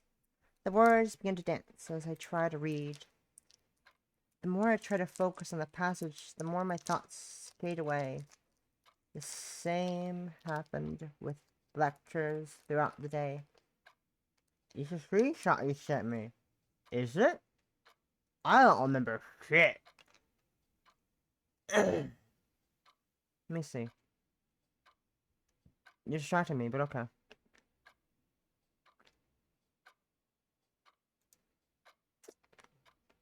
That's the wrong screenshot. That's a giant block of text. From me. That's a business card. That's my PFP. That's a art. That's a boob.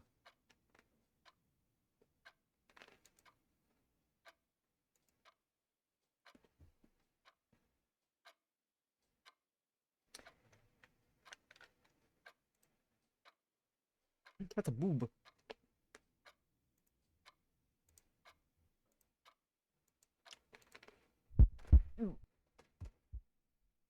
One shudder, or another, in those last moments before the train stopped, was what a human's life ending feels like.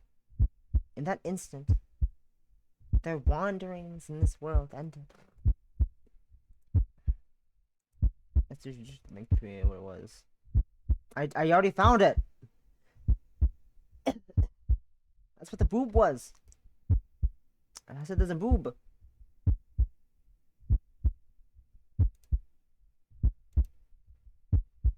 Yet I have no other to tell.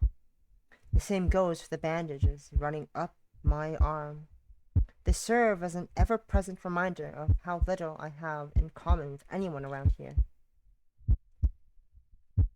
And around me.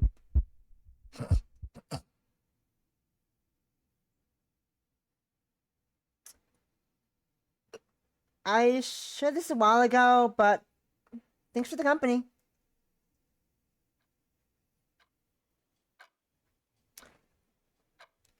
The unexpected voice from the shelves ahead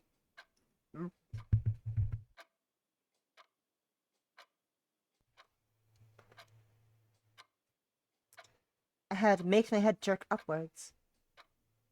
I hadn't realized how rattled I've been from the morning's experience. My heart only now returning to its normal pace now that I have a distraction. Like so many others, the woman wears a smile so easily.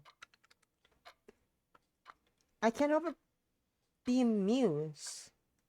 How odd she looks for a librarian. From her athletic clothing to how every moment belies a barely suppressed energy.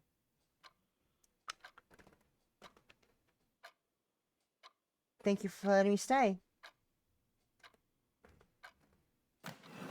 Evidently bored of her menial work in shelving books, Chino takes my reply as an invitation to have a proper conversation.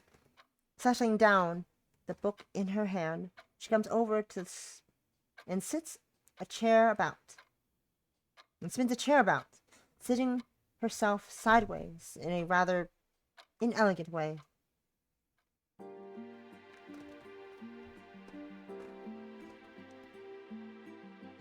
While the relationship between Yasue and I may have a certain push and pull as we feel out each other's boundaries, Shino has no sort of concerns.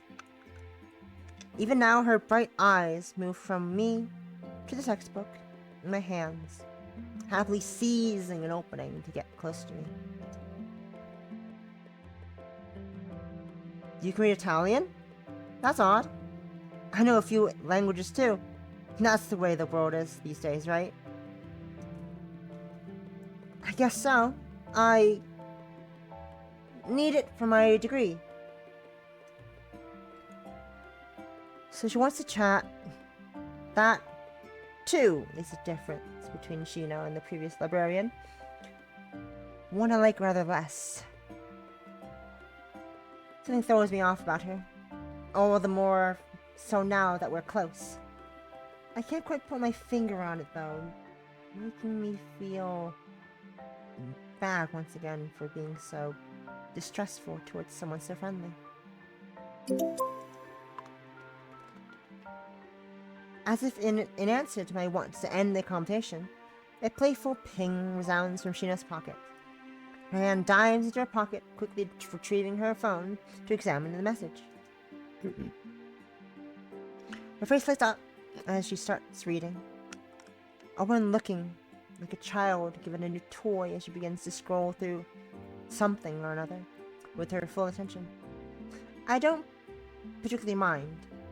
We all have our appointments to meet and such. A minute or so later, she slowly thumbs in a reply by looking for and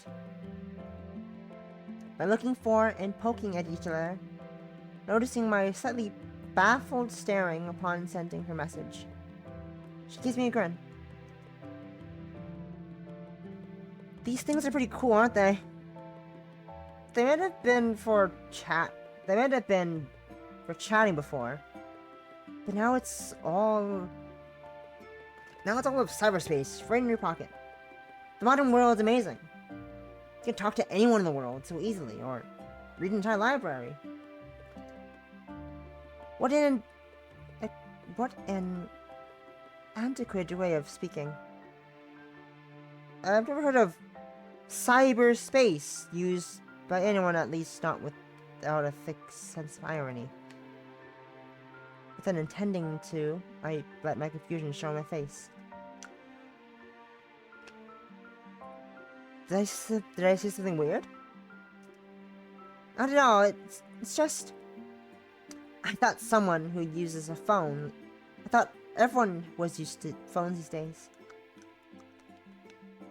She quickly puts her phone away into her pocket and takes to her feet once more, clearly embarrassed by my picking up on it. Well, how should I put this? I grew up in the country, so it's only recent that I've been able to try these things like this. Computers and smartphones are all new to me, really. I suppose being a country bumpkin would explain it, though. I thought even the most remote corners of Japan would at least have the cheaper smartphones around by now.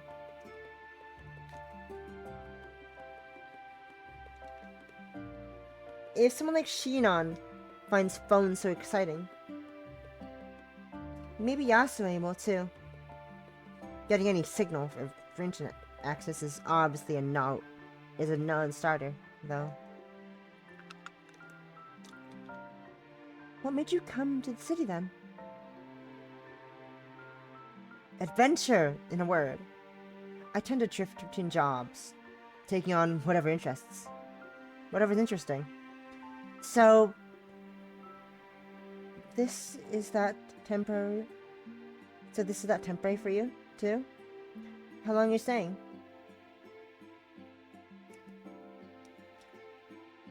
She gives a simple shrug. Until they get bored of this one, I guess. What an odd attitude. I had vaguely heard of people who drift from job to job as their whims take them, but this is my first time meeting someone like that.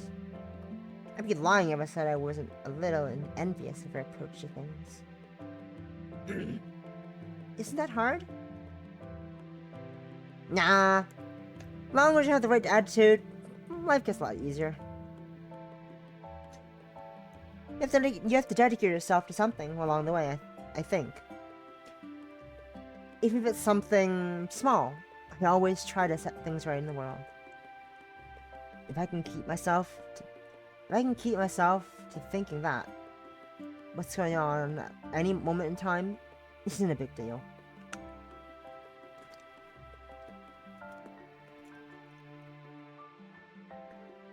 Her words are said with such innocent naivety that I'm thrown off by the strange woman before me. It's not that I just believe that a drive to accomplish something is good, but more that it's hard to believe someone when they say so earnestly, clinging to it.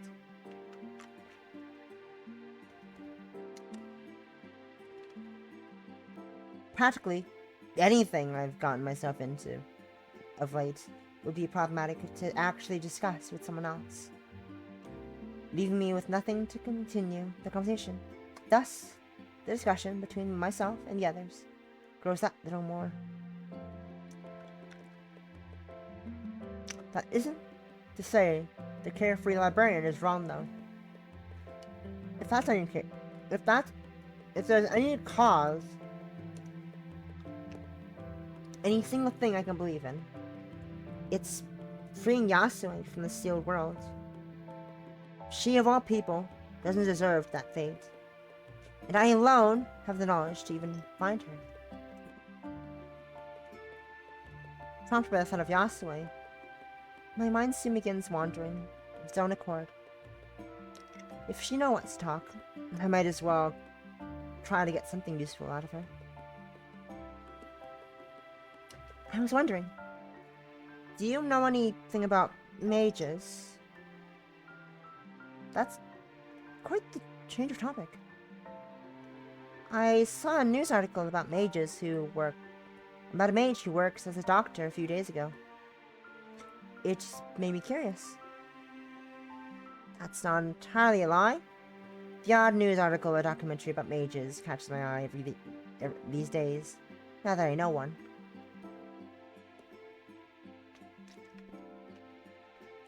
She enough shifts about, discomforted by the subject.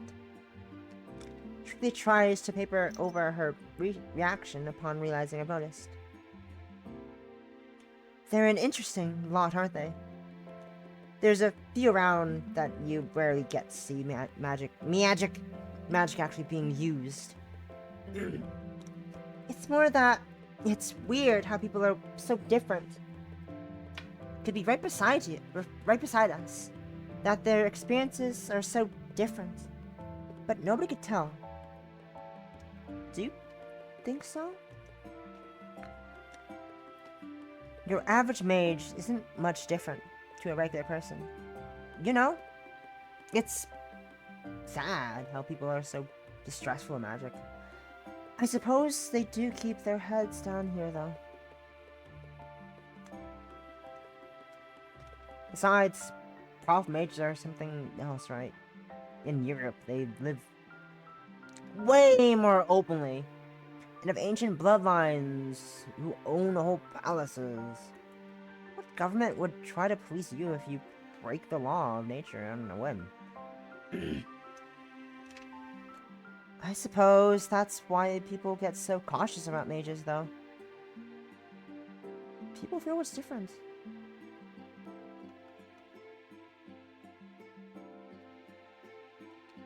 I can only imagine how powerful a mage must have been to seal away a whole portion of the world.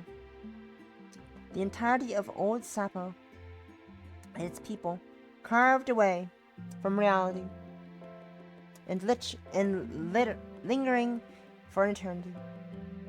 How anyone there hasn't gone mad is beyond me.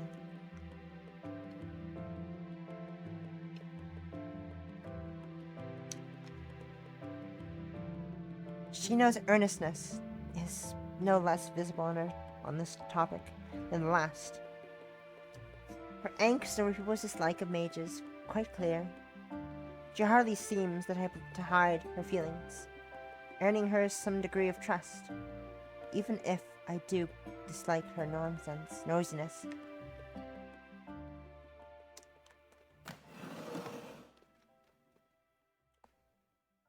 Realizing the time is getting on as the sun begins to get set further, I file away Shinon,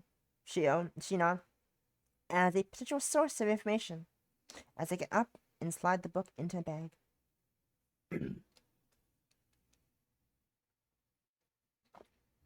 Heading home?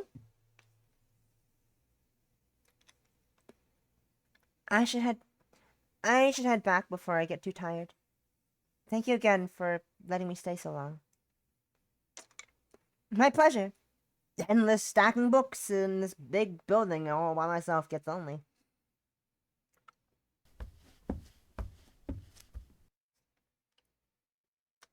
With that, I give an appreciative nod before putting my coat on from the seat and slinging it over my shoulders. My bag falling before I start shuffling out the library. It wasn't a lie that I needed to head back before I got too tired, but the reason goes unsaid.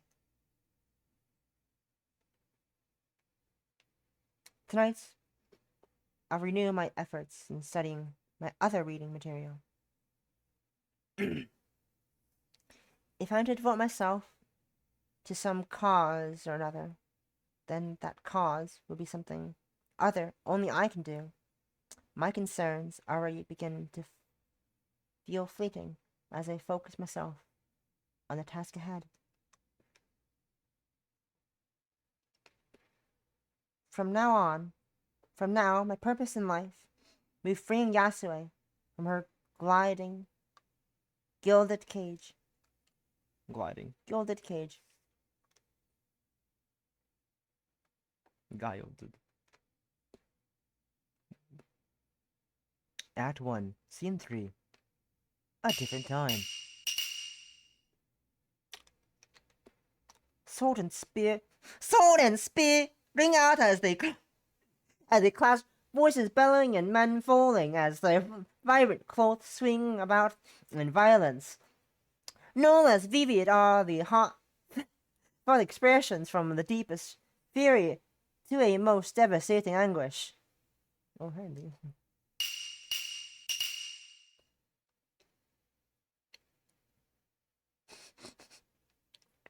From my seat in the audience, I watch on silently with rapt fascination.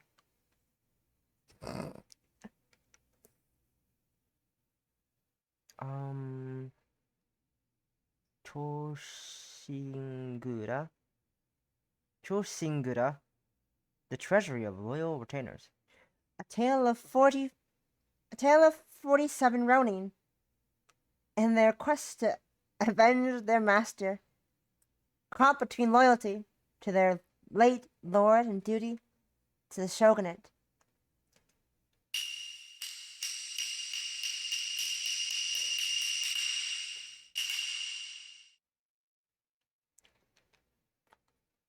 The story reaches its bloody conclusion. The villain cut down and their lord's spirit at peace. For going against the shogun, however, all will sacrifice themselves for their deeds. It's a stirring performance. The actors' heartfelt cries and gestures feeling more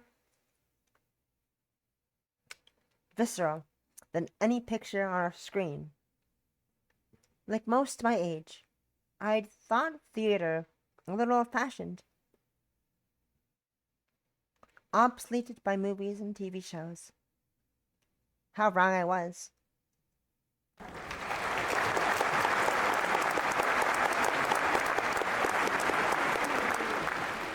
The crowd's applause, driven by my own, echoes about as the heavy curtains draw across the stage. Out of the fine work coming to an end. The play is apparently frequently performed here, being very popular in its time, and a favorite of Yasuo.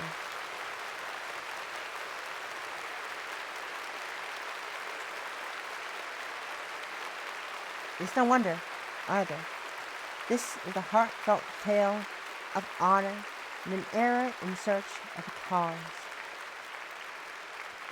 In the tumultuous upheaval of a feudal society, before a modern imperial power, it's inevitable that many would remember a simpler, somewhat fictional past. Tsushigura even resonates with someone like me. It isn't that honor doesn't exist anymore in our own time, albeit in a different form, but that it's distant, something you only hear about on the news.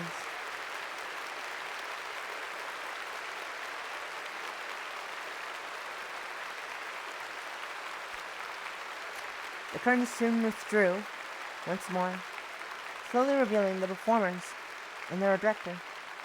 Yasue stands at the center of the stage, bowing, with so many men flanking him. Some are sturdy, while others slender. Some elegant, and others brutish. All natures and appearances represented, each having given their all in the grand play.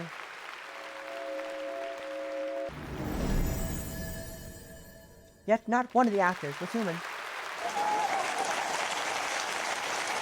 And with a round of applause ensues the crowd, who are no less delighted by the illusion that the performance itself. Of course, I'm among them. No matter how many times I see it, Yasuo's magic still amazes me.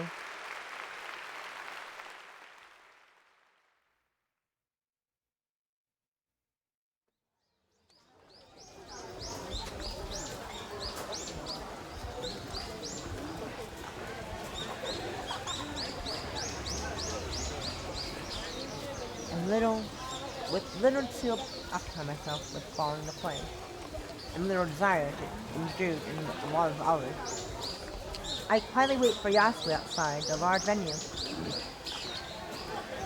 A task made easier by the pleasant springtime sun.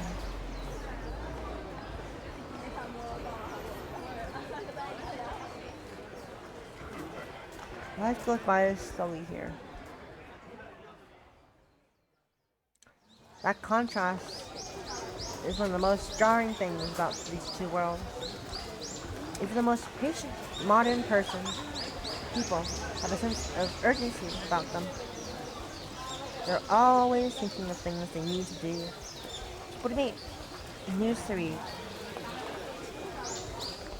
Here, the old man urging his horse on city pines for a meal and bath once his day is over.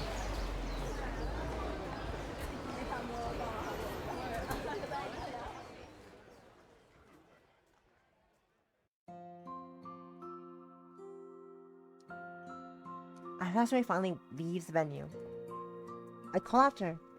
The way her shoulders relax a little when she sees me waiting doesn't go missed. That's gay. I trust you enjoyed the show?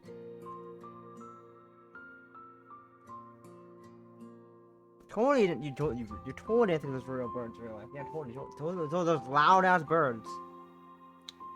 Of course, I don't get to see Kabuki much, and definitely nothing like that.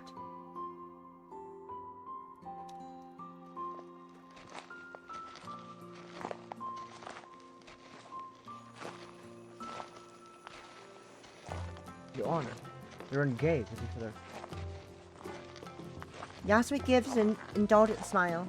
The praise, the two of us start on our way down the street.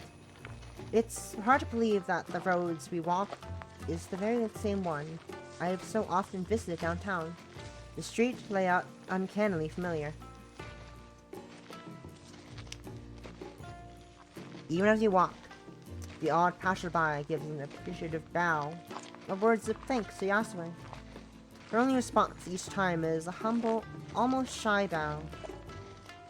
Yasue must be one of those grand mages she don't mention. Yet she herself never mentioned how powerful she was.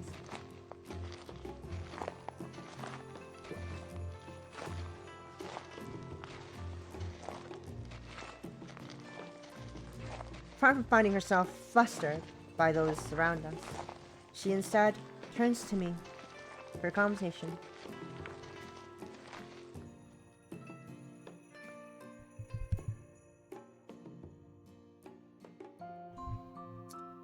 I did have one question about the modern world. Is kabuki still enjoyed? Do you know if any venue is still there?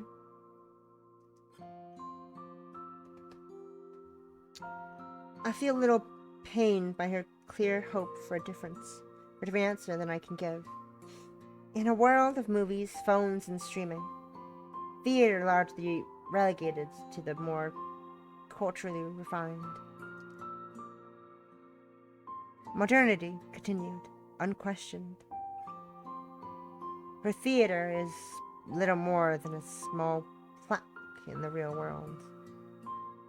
One of the many minor landmarks commuters unknowingly walk by every day. Were it not for Yasue's interest in the topic, I wouldn't have noticed the unremarkable signs myself.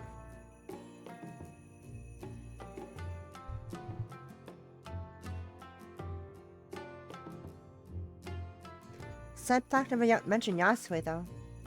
Odd for someone who seems to have practically created the venue's reputation.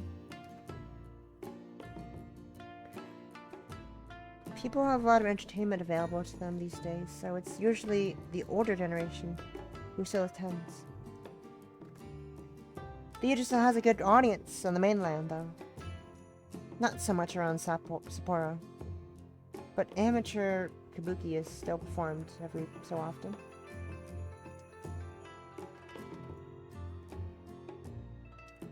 I try to put as positive a spin on it as I can. But the slight clouding in her expression is enough to see I failed. It's difficult to communicate just how much she's missed in over 100 years. Much of it harrowing and depressing. Trying to move the topic to more palpable grounds, I speak first. With all your magic, what drew you to use it for kabuki? Mages are often like a little eccentric. Our nature tends towards that which normal society doesn't understand. The isolation changes us. When I saw how delightful people were with what I conjured, I decided then and there to keep doing this for a living.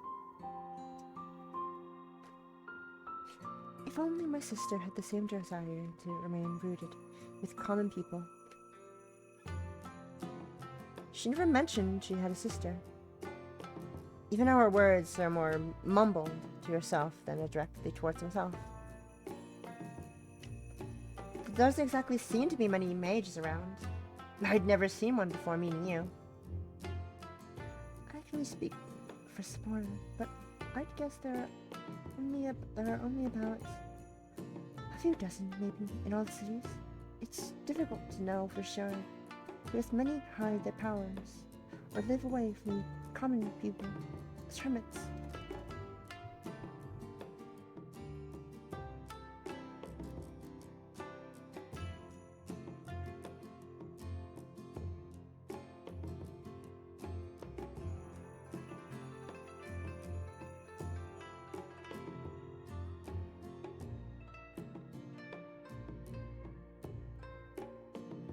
Maybe they don't know their powers. Yasui gives a reflexive snort of the idea. The crude amusement, at odds with her otherwise calm and collected nature. She soon answers my confused reaction. That would be as impossible as forgetting you could see. No mage could simply forget this magic. I see. Sorry, I really don't know much about anything about... I don't know much of anything about this. You say that, but you seem to leave this sealed world quite easily. I think to myself about how to communicate such a thing, ending up with yet another clumsy analogy, just as Yasui had used. If I had to put it one way, it feels like holding a rock. Letting go, returning to my normal world, is easy. On the other hand, getting here is like making a rock on the ground float up into my hand. Even though I can do this live now, it still feels unsurreal.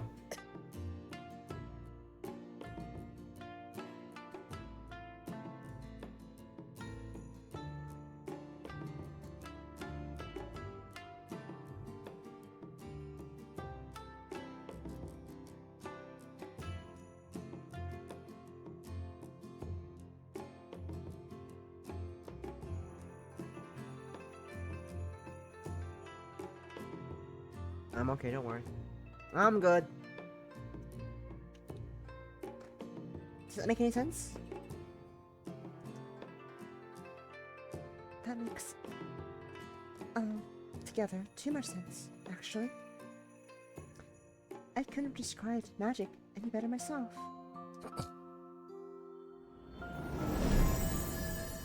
With this, she emphasizes her point by conjuring a fan into her hand. Magic doesn't fit the laws of physics. We're denying reality, and so reality works against whatever magic is being used. Therefore, maintaining anything magical takes active effort. To use your words, to keep a rock in the air, you have to hold on to it. Simply let your hand loose and... With this, her fan dematerializes in a moment. It drops to the ground.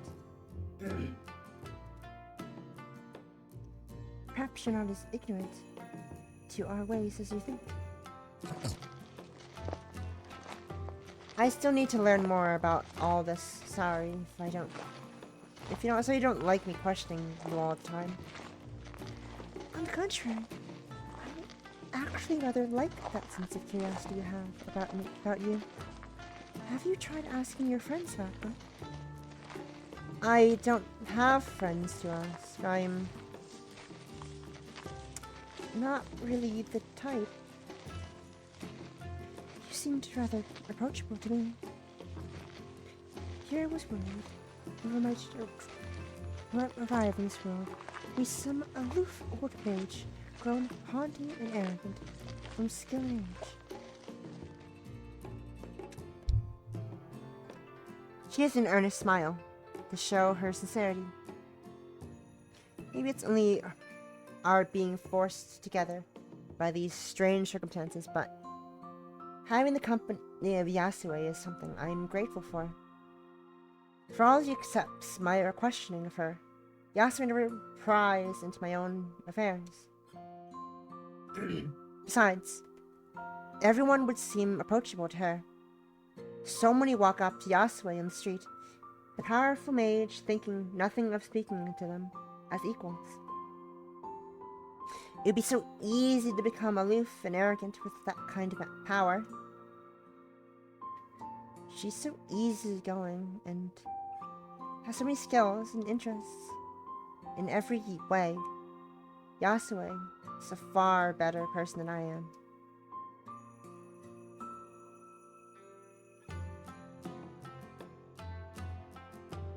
How unfair it is that someone like her instead of me would be so cruelly sealed away.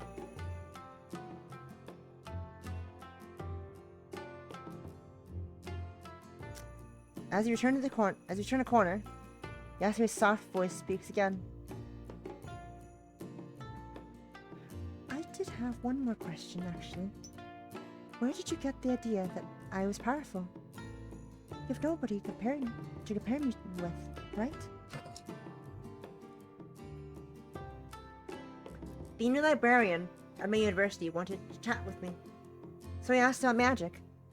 I thought I should know more about something I'm using. Oh, you're in university. That's wonderful. May I ask what you're studying? I'm a little taken aback by Yasuo's excitement, before remembering the context. The university must have been rare to get into in her time, let alone for a woman. Humanities, literature, mainly. Oh, now, how useful that you found yourself in the past.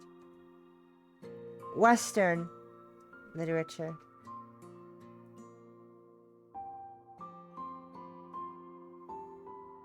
The pace of the conversation comes to a stop. Yasuo left with an awkward smile. We almost find a common wavelength so often, only to miss by so little each time.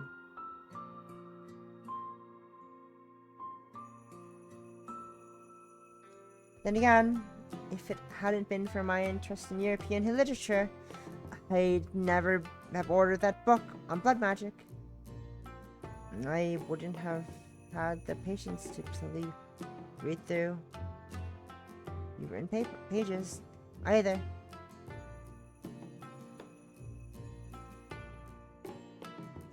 Oh.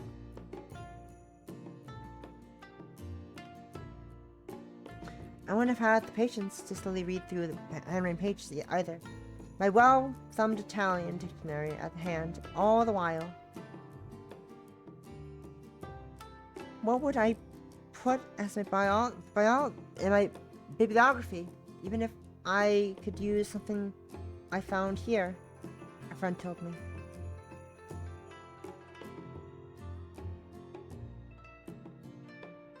I thought you said you didn't have any friends. That was a cheap rhetorical crap, and her teasing shows she knows it. That said, I found myself rolling.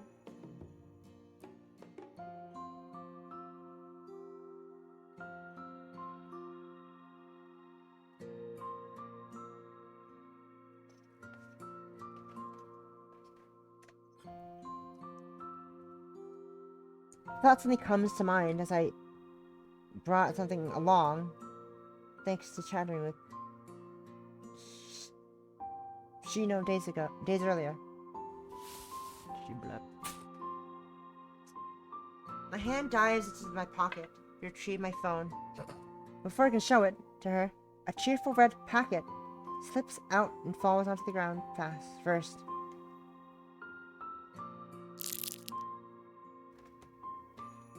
Yasuo's curiosity takes control as she quickly scoops down and takes.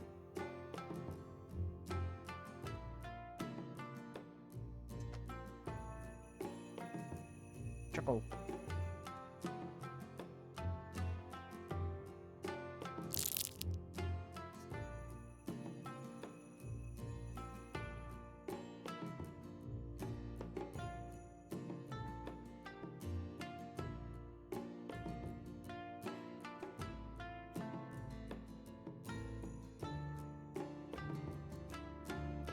Yasuo's curiosity takes control as she quickly stoops down and takes it in her hands.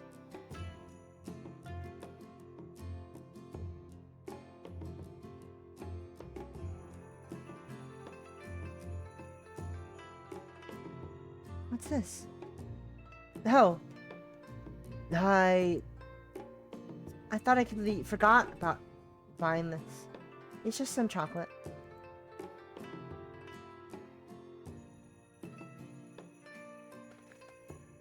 Yasuo hardly hears me entirely, wrapped in the relic of the wild world.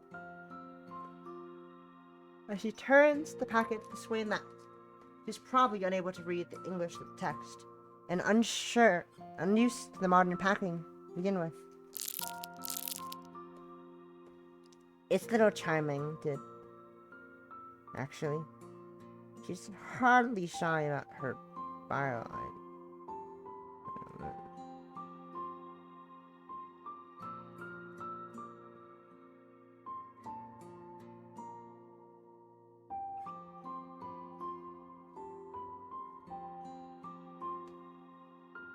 Ow. Uh, it's little charming, actually. Charlie's shy about her bewilderment, instead happily playing with foil edges and trying to make sense of the slogan and marketing. Chocolate. I've heard about this.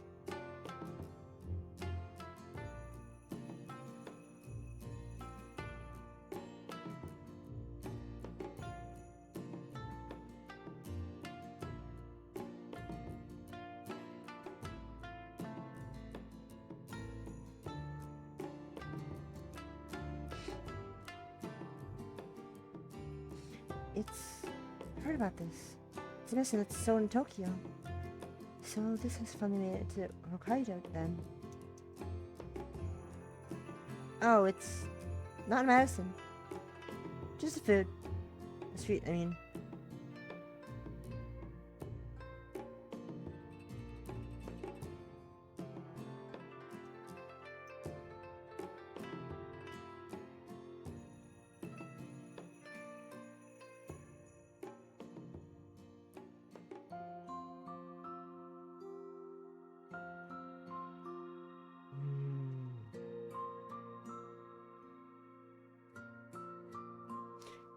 Try making a secret of wanting to eat it, very visibly stopping herself from asking.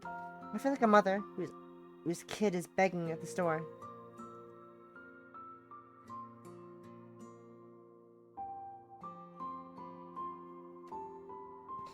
You can have it.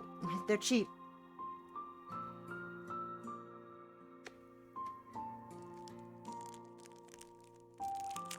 I'm a little startled by how quickly she begins to work on the wrapper, and how clumsily she rips it apart.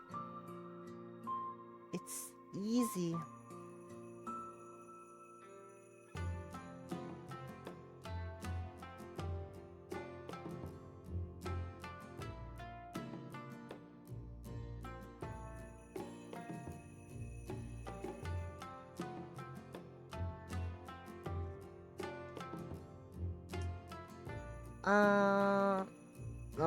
I'm alive. Those faces are probably, those are good faces. It's to forget just how ingrained so many everyday things are to a modern person like. It's easy to forget how easy ingrained so many everyday things are to a modern person. That the specific ways packets are designed to open. No sooner does she take a mouthful of the chocolate inside her that her face lights up in delight. It's so sweet. She continues munching away, raising her free hand to poorly hide her chewing mouth. Man, the modern world has so many wonderful things. So Yasue has a sweet tooth. I wonder when sugary treats reached Hokkaido. She might have only ever had bean and rice-based confectionery sugars. Sugar confectionery. Rice-based confectionery. Sugar would be terribly sweet compared to anything she's had before.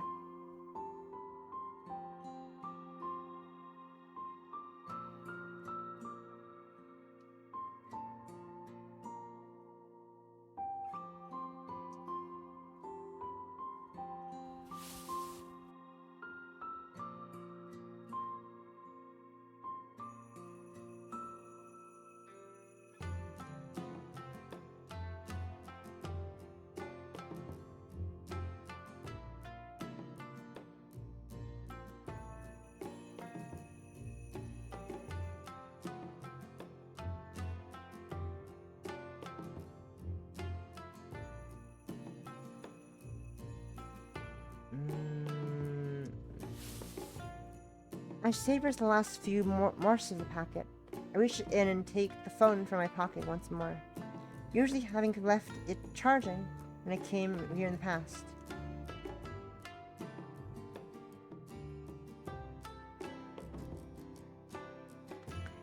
Yasui gulps down the last of the chocolate, as I bring up between us her puzzled face reflecting off its shiny black screen.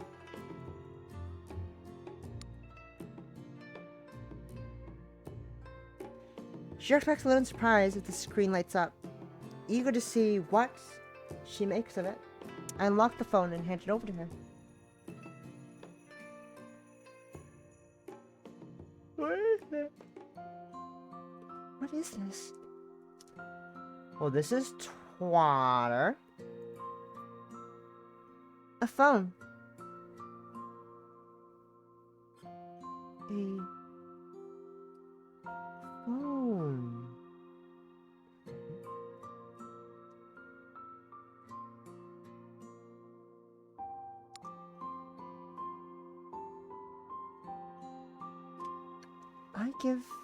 I give a couple of taps here and there to show opening an app and such before Yasui gives it a try herself. I don't think she quite understands at all, but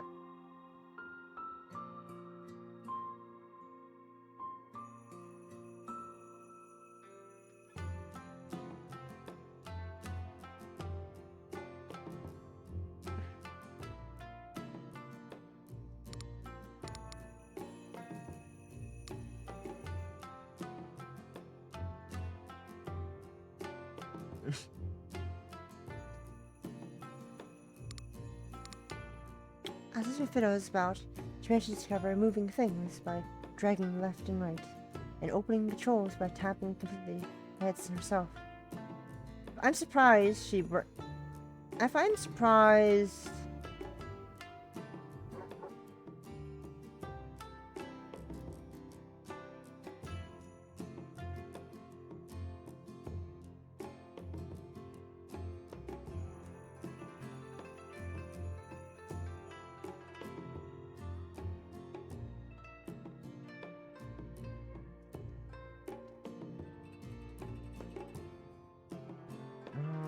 I'm surprised she worked it out so quickly, but I suppose she's still just human.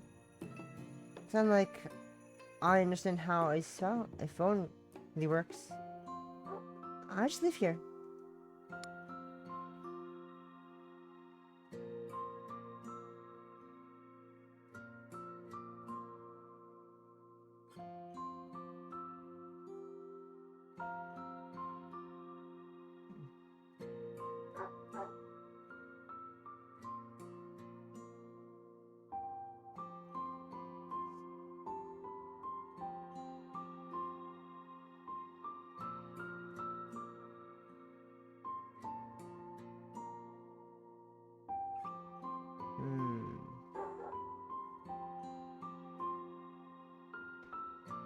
What is this? No dog in the background. As she lowers the phone for me to see, it appears Yasui has managed to open the camera app. Shut up. The viewfinder currently pointed down at our feet. You beans. Mobile phones are also cameras these days. You can take photos by pressing this button.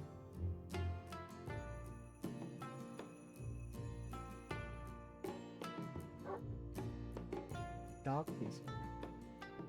The idea seems to seems to have stumped and already perplexed Yasui.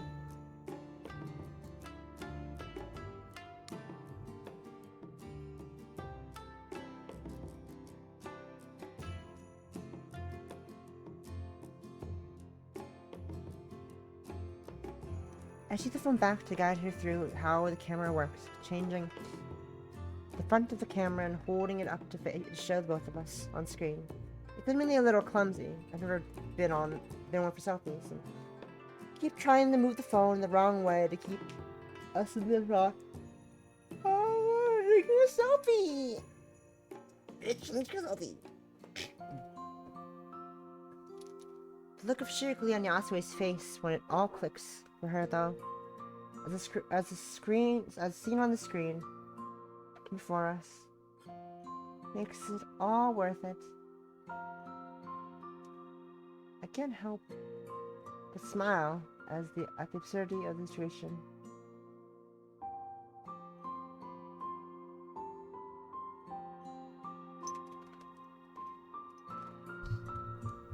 Let me start with, I can't help but smile at the absurdity of the situation as the two of us crowd into the swing frame.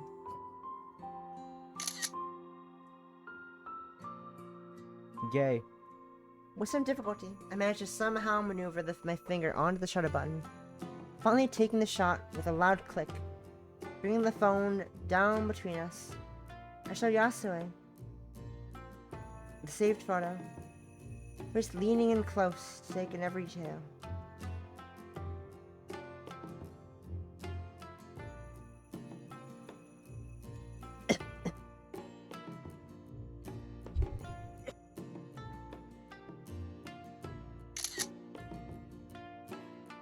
Incredible!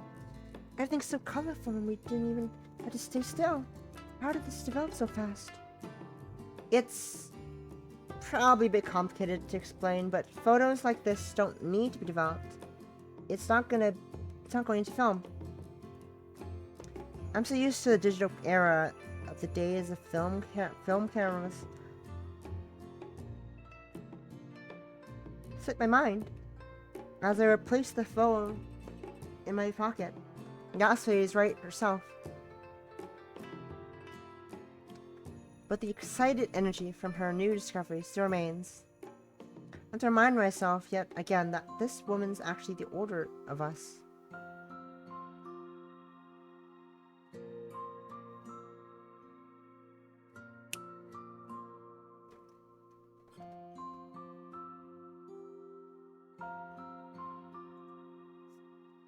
Thank you, Honoka. For the first time in so long, I feel like I have some connection to the real world for the... Which year is it now?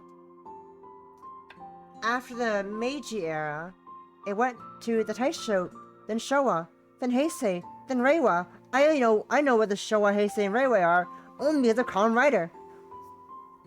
LOL. I only know what these are from Kamen Rider, and that's it, because we also classify, that's what the era, that's the era, lol. I'm a Heisei Kamen Rider watcher. The Reiwa is the most recent Kamen Rider era. As it's current, right now. Whoa! Reiwa! 01. Geats. Gachard. I know no other ones besides those three.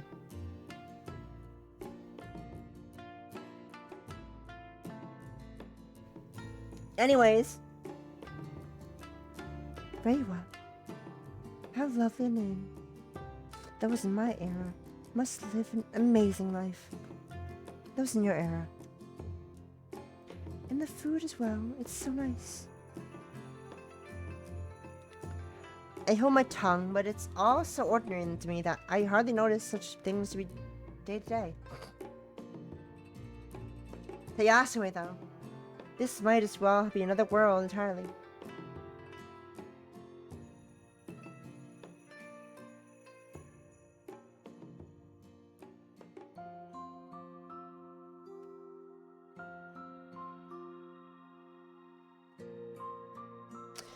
Her childlike joy is quite charming. It feels nice to have helped her, however. Accidental, it may have been. I wonder how long it's been since I have.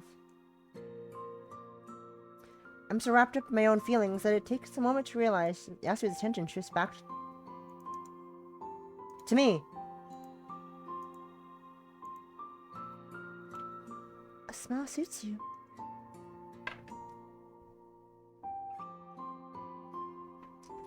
In a moment, my face collapses.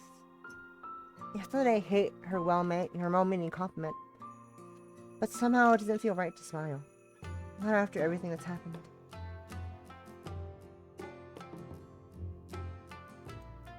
The gays are not. The gay refuses to be happy.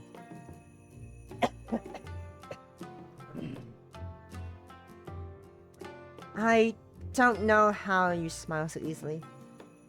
Especially after being sealed away. It's been over 100 years now. My age, the people, this world. Everything unchanging.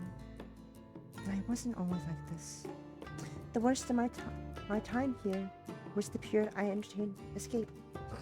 Not every moment failed to find a way out. It was a moment in the company of loved ones that I lost.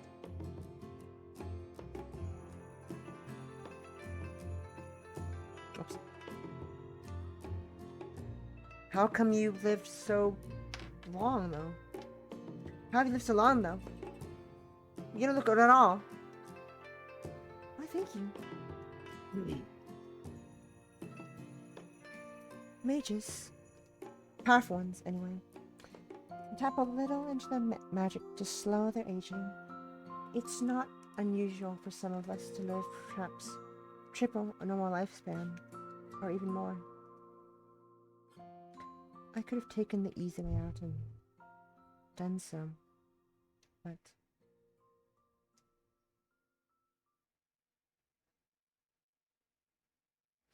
I couldn't let myself die here. Not in the prison she set me to wander. My revenge on her would have been my final play. If only she lived.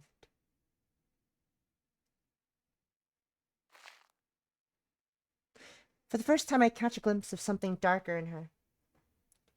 Without thinking, I take a step back. My chest tightens at the change from her otherwise gentle nature.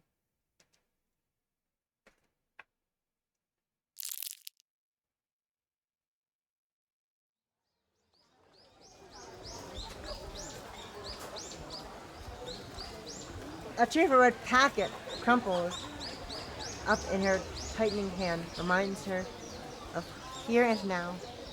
Yasue forcing thoughts from her mind, given her presence. With my presence, it's only natural to hate someone who did such thing to her, but I didn't know she had such anger bogged up. That isn't your concern, though. Let's end talk of that matter. I see much has changed in your world, if not mine. Pants are common now. Go on. Just a small smile, trying to distract herself from the layered topic.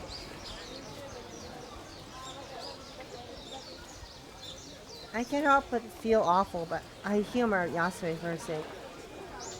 I wouldn't say it to her now, of all times, but this pool reminds me a little of the snow globe. A small slice of the world captured at one point in time, but now everlasting. A world where the company of strangers is all she had. Don't worry, kimonos and yukatas are still worn, especially for festivals and events. I wore one for the last fireworks, actually. I'd like to see that. You'd look pretty in there. Every so often, she oversteps into undeserving compliments. I get that she wants to put me at ease, though.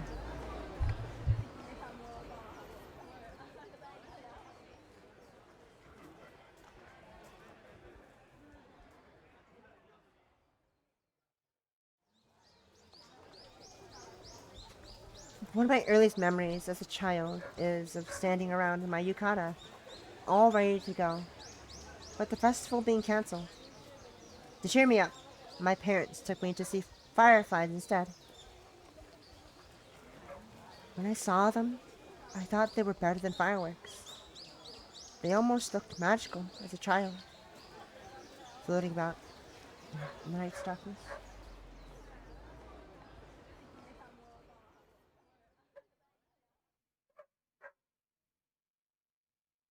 That's sweet. It's been a long time since I saw those. Can you hear the dog outside or not? Does I might pick up the fucking barking outside? Because the window's open.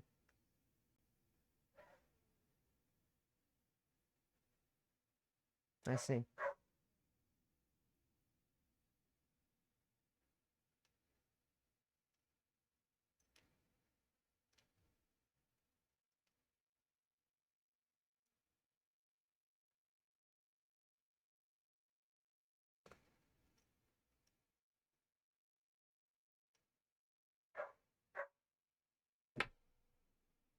Oh well. Oh well. That's sweet. It's been a long time since I saw those. It's been a long time for me as well. Fireflies are hard to find anymore, with increasing pollution and less wilderness. I feel an it's either too familiar pang of regret at mentioning my family, my body getting cold at the idea of having to think about this any further. This is the one place I'm free from that feeling. Why did I have to bring that up?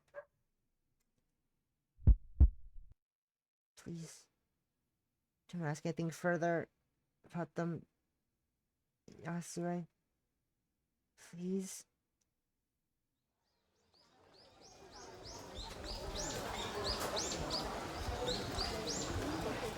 Soon, that wish becomes altogether too true. The sound makes it clear Yasue has been taken off guard. Acutely aware of the topic to avoid, as I feel pain from clutching my arm, I decide to use the one excuse to leave, but I told myself I wouldn't. I I should be fine. I'm feeling tired. It's fine. We're okay. Take care of yourself. For what it's worth, I'm glad you helped me as a friend. Nico needs them, even if you might not believe it. That's why I took up theater after all.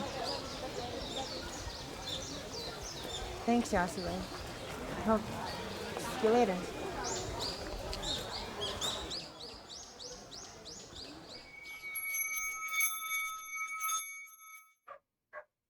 With that, I took a deep breath and closed my eyes.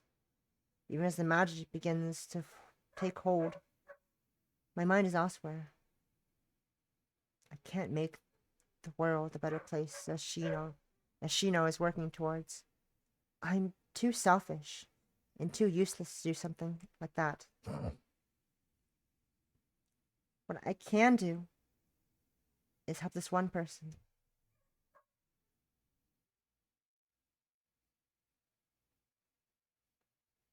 Woo! Thank you for having out. If you would like to leave some feedback, survey. Survey! My favorite part of playing demo, the survey time. Overall, which of these best describes your feelings of the demo? I say it's very positive. What were your thoughts on the demo overall? Be as brief or detailed as possible. I liked the characters. They were all very pretty.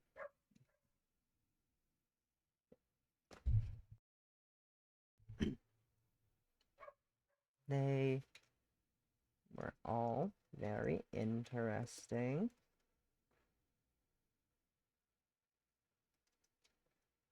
Yasue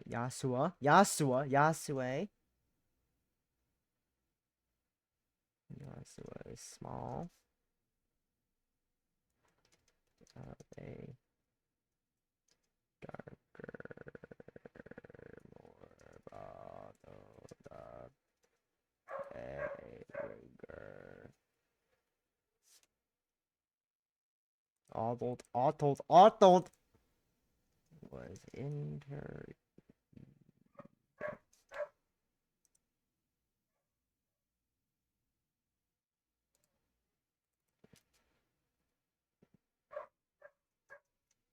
How do you spell this word? There we go. No, that's just integrating. Yeah, there it is. That says integrating.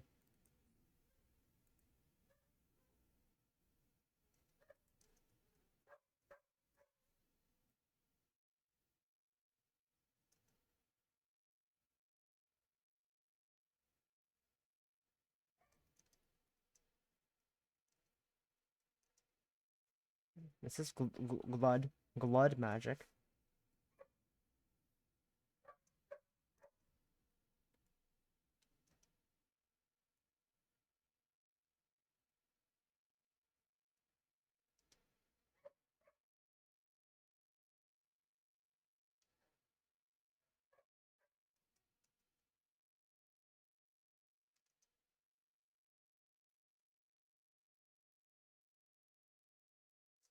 I misspelled the word premise, but I have Google Translate. Or not. Premise. This is premouse. Premise. It's fucking it's easy to spell. What? It's fucking easy word to spell. Oh my god, I'm dumb. I'm so dumb. I can't English. Okay, next question. How do you feel about the writing in the game? I feel positive with the writing.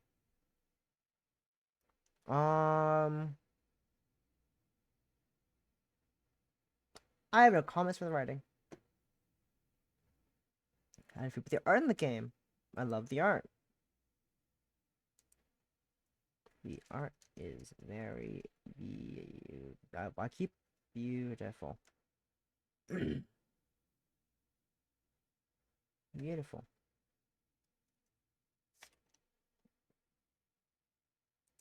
Beautiful.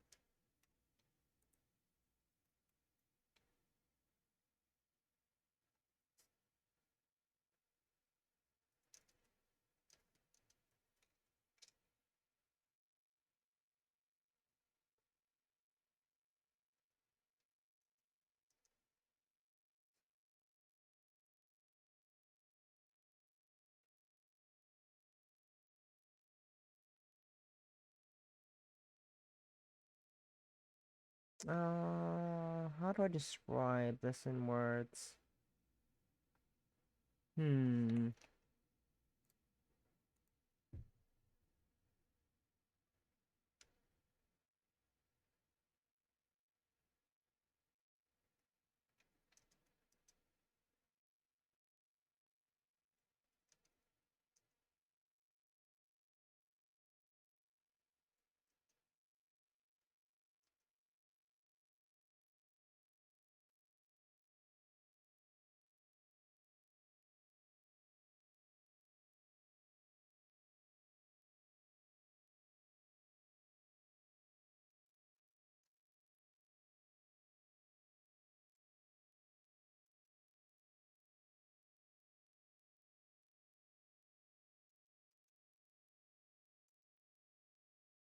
Sure. That works. No question music. How do you feel about the tentacles aspect of the game? This includes the interface. I like it. Did the sensitive content harmful student affect your opinion on the game? Did you feel that you were adequately informed? I felt very well informed about the content.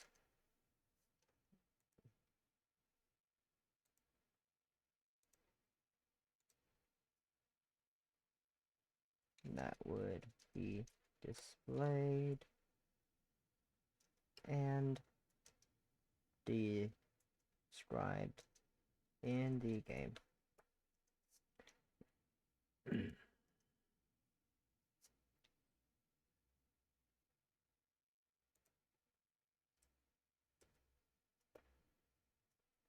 The sensitive knock off sensitive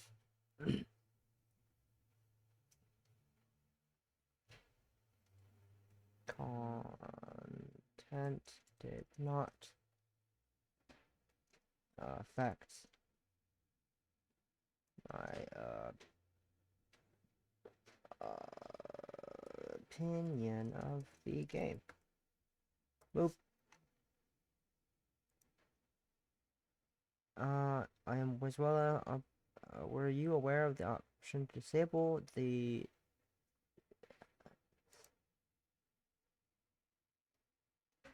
I was aware of the ability. I like. I'm just. There's 3 questions in this one section. I'm answering them all in this one section. Cause why not? I was aware of the ability to disable the visual. That's his visual. Visual. And auditory.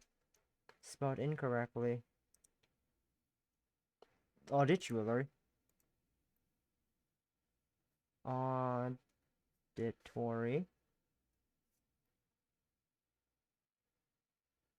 I did not answer. I don't. Like you're aware. I do not word good. So I answer in like short, small paragraphs, or like 3 sentences or something. Auditory.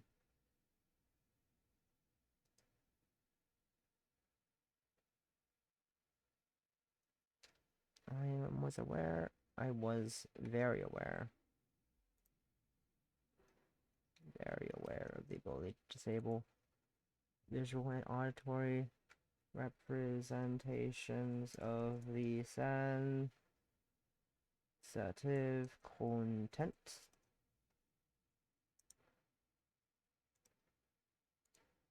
in the game and chose not to do so. Yep.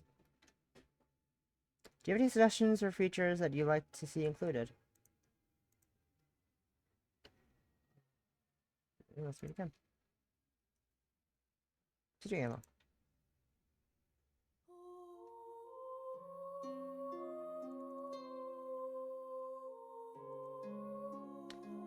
Any suggestions? Probably not. Based on your experience with the demo, yes. What are the games you played? I've played Highway Blossoms, Heart of the Woods, Please Be Happy, National Park Girls, Summer the Dreamers demo. Ah, fuck.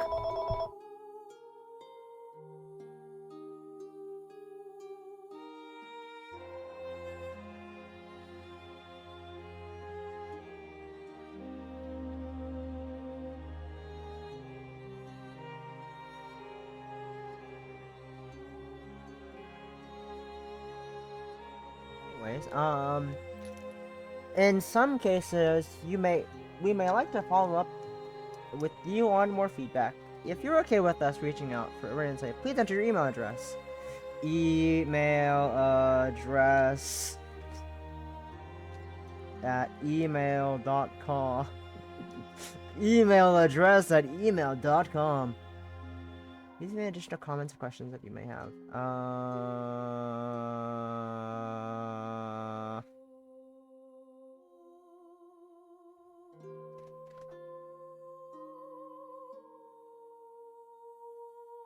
I got none. Submit. Whoop! We did it. We finished it. We finished a demo, a whole ass demo. A whole demo was finished. Look at us go. We did it. We did the gaming. We did the gaming, and then we did the gaming. And the game's gonna crash, probably. No, we're not. It's not crashing yet. We're good. Give me a second as I move over to... Where is the folder? Let's face chat. Face.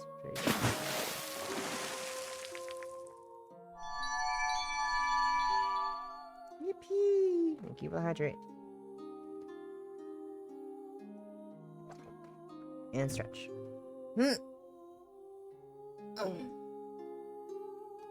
And with that, that is the end of the stream, I guess. That's the end of Sapphic Sunday for today. I'm not sure if I'm going to be streaming tomorrow. And if I do, I'm not sure what I'll be doing. But, this was fun. I'm enjoying it. My body wants to kill me. But that's another story. But thank you for tuning in to me playing and trying out the demo of StudioElan's upcoming game, A Tithe in Blood. It was very fun. It was very interesting and very, very interesting. Like I said, the warnings were there. You were properly warned. Go check it out yourself if you're interested. If you're interested in a less sleepy, less interruption heavy go playing of the game, check it out yourself on Steam. I probably should have linked it at some point in my pinned message, but I forgot. Lol. Go check it out yourself. The demo is on Steam. The game does not have a planned release date yet. It says coming soon, TM. But it's interesting. I'm excited. As always, I'm excited for StudioElan games because I'm a big fan of Elan games. But until then, we're gonna go say hi to who else? Who else? None other than the usual Sunday raid target, the pink cat herself, the StudioElan Bellflower, the actual StudioElan stream ambassador, Leary, that pink cat girl. She likes puzzle games, comfy games, and yeah, I will. Don't worry, I will. But until then, I'll see you on my next stream of whatever the fuck it's gonna be. It's either gonna be tomorrow with something, or maybe Friday if I feel better and I have work. I don't know. I'll be doing something at some point. But just know that next week, for Sapphic Sunday, will probably most likely 80% of possibility be the continuing with Very Secret. You know, the game that I was supposed to be playing, but then the StudioElan announced a new game and released a demo, and I was like, okay, I gotta play this now. You know what you should do? You should watch my friend Ava play this on Thursday. Yeah. Check my friend out. Check her out. Check my wife out.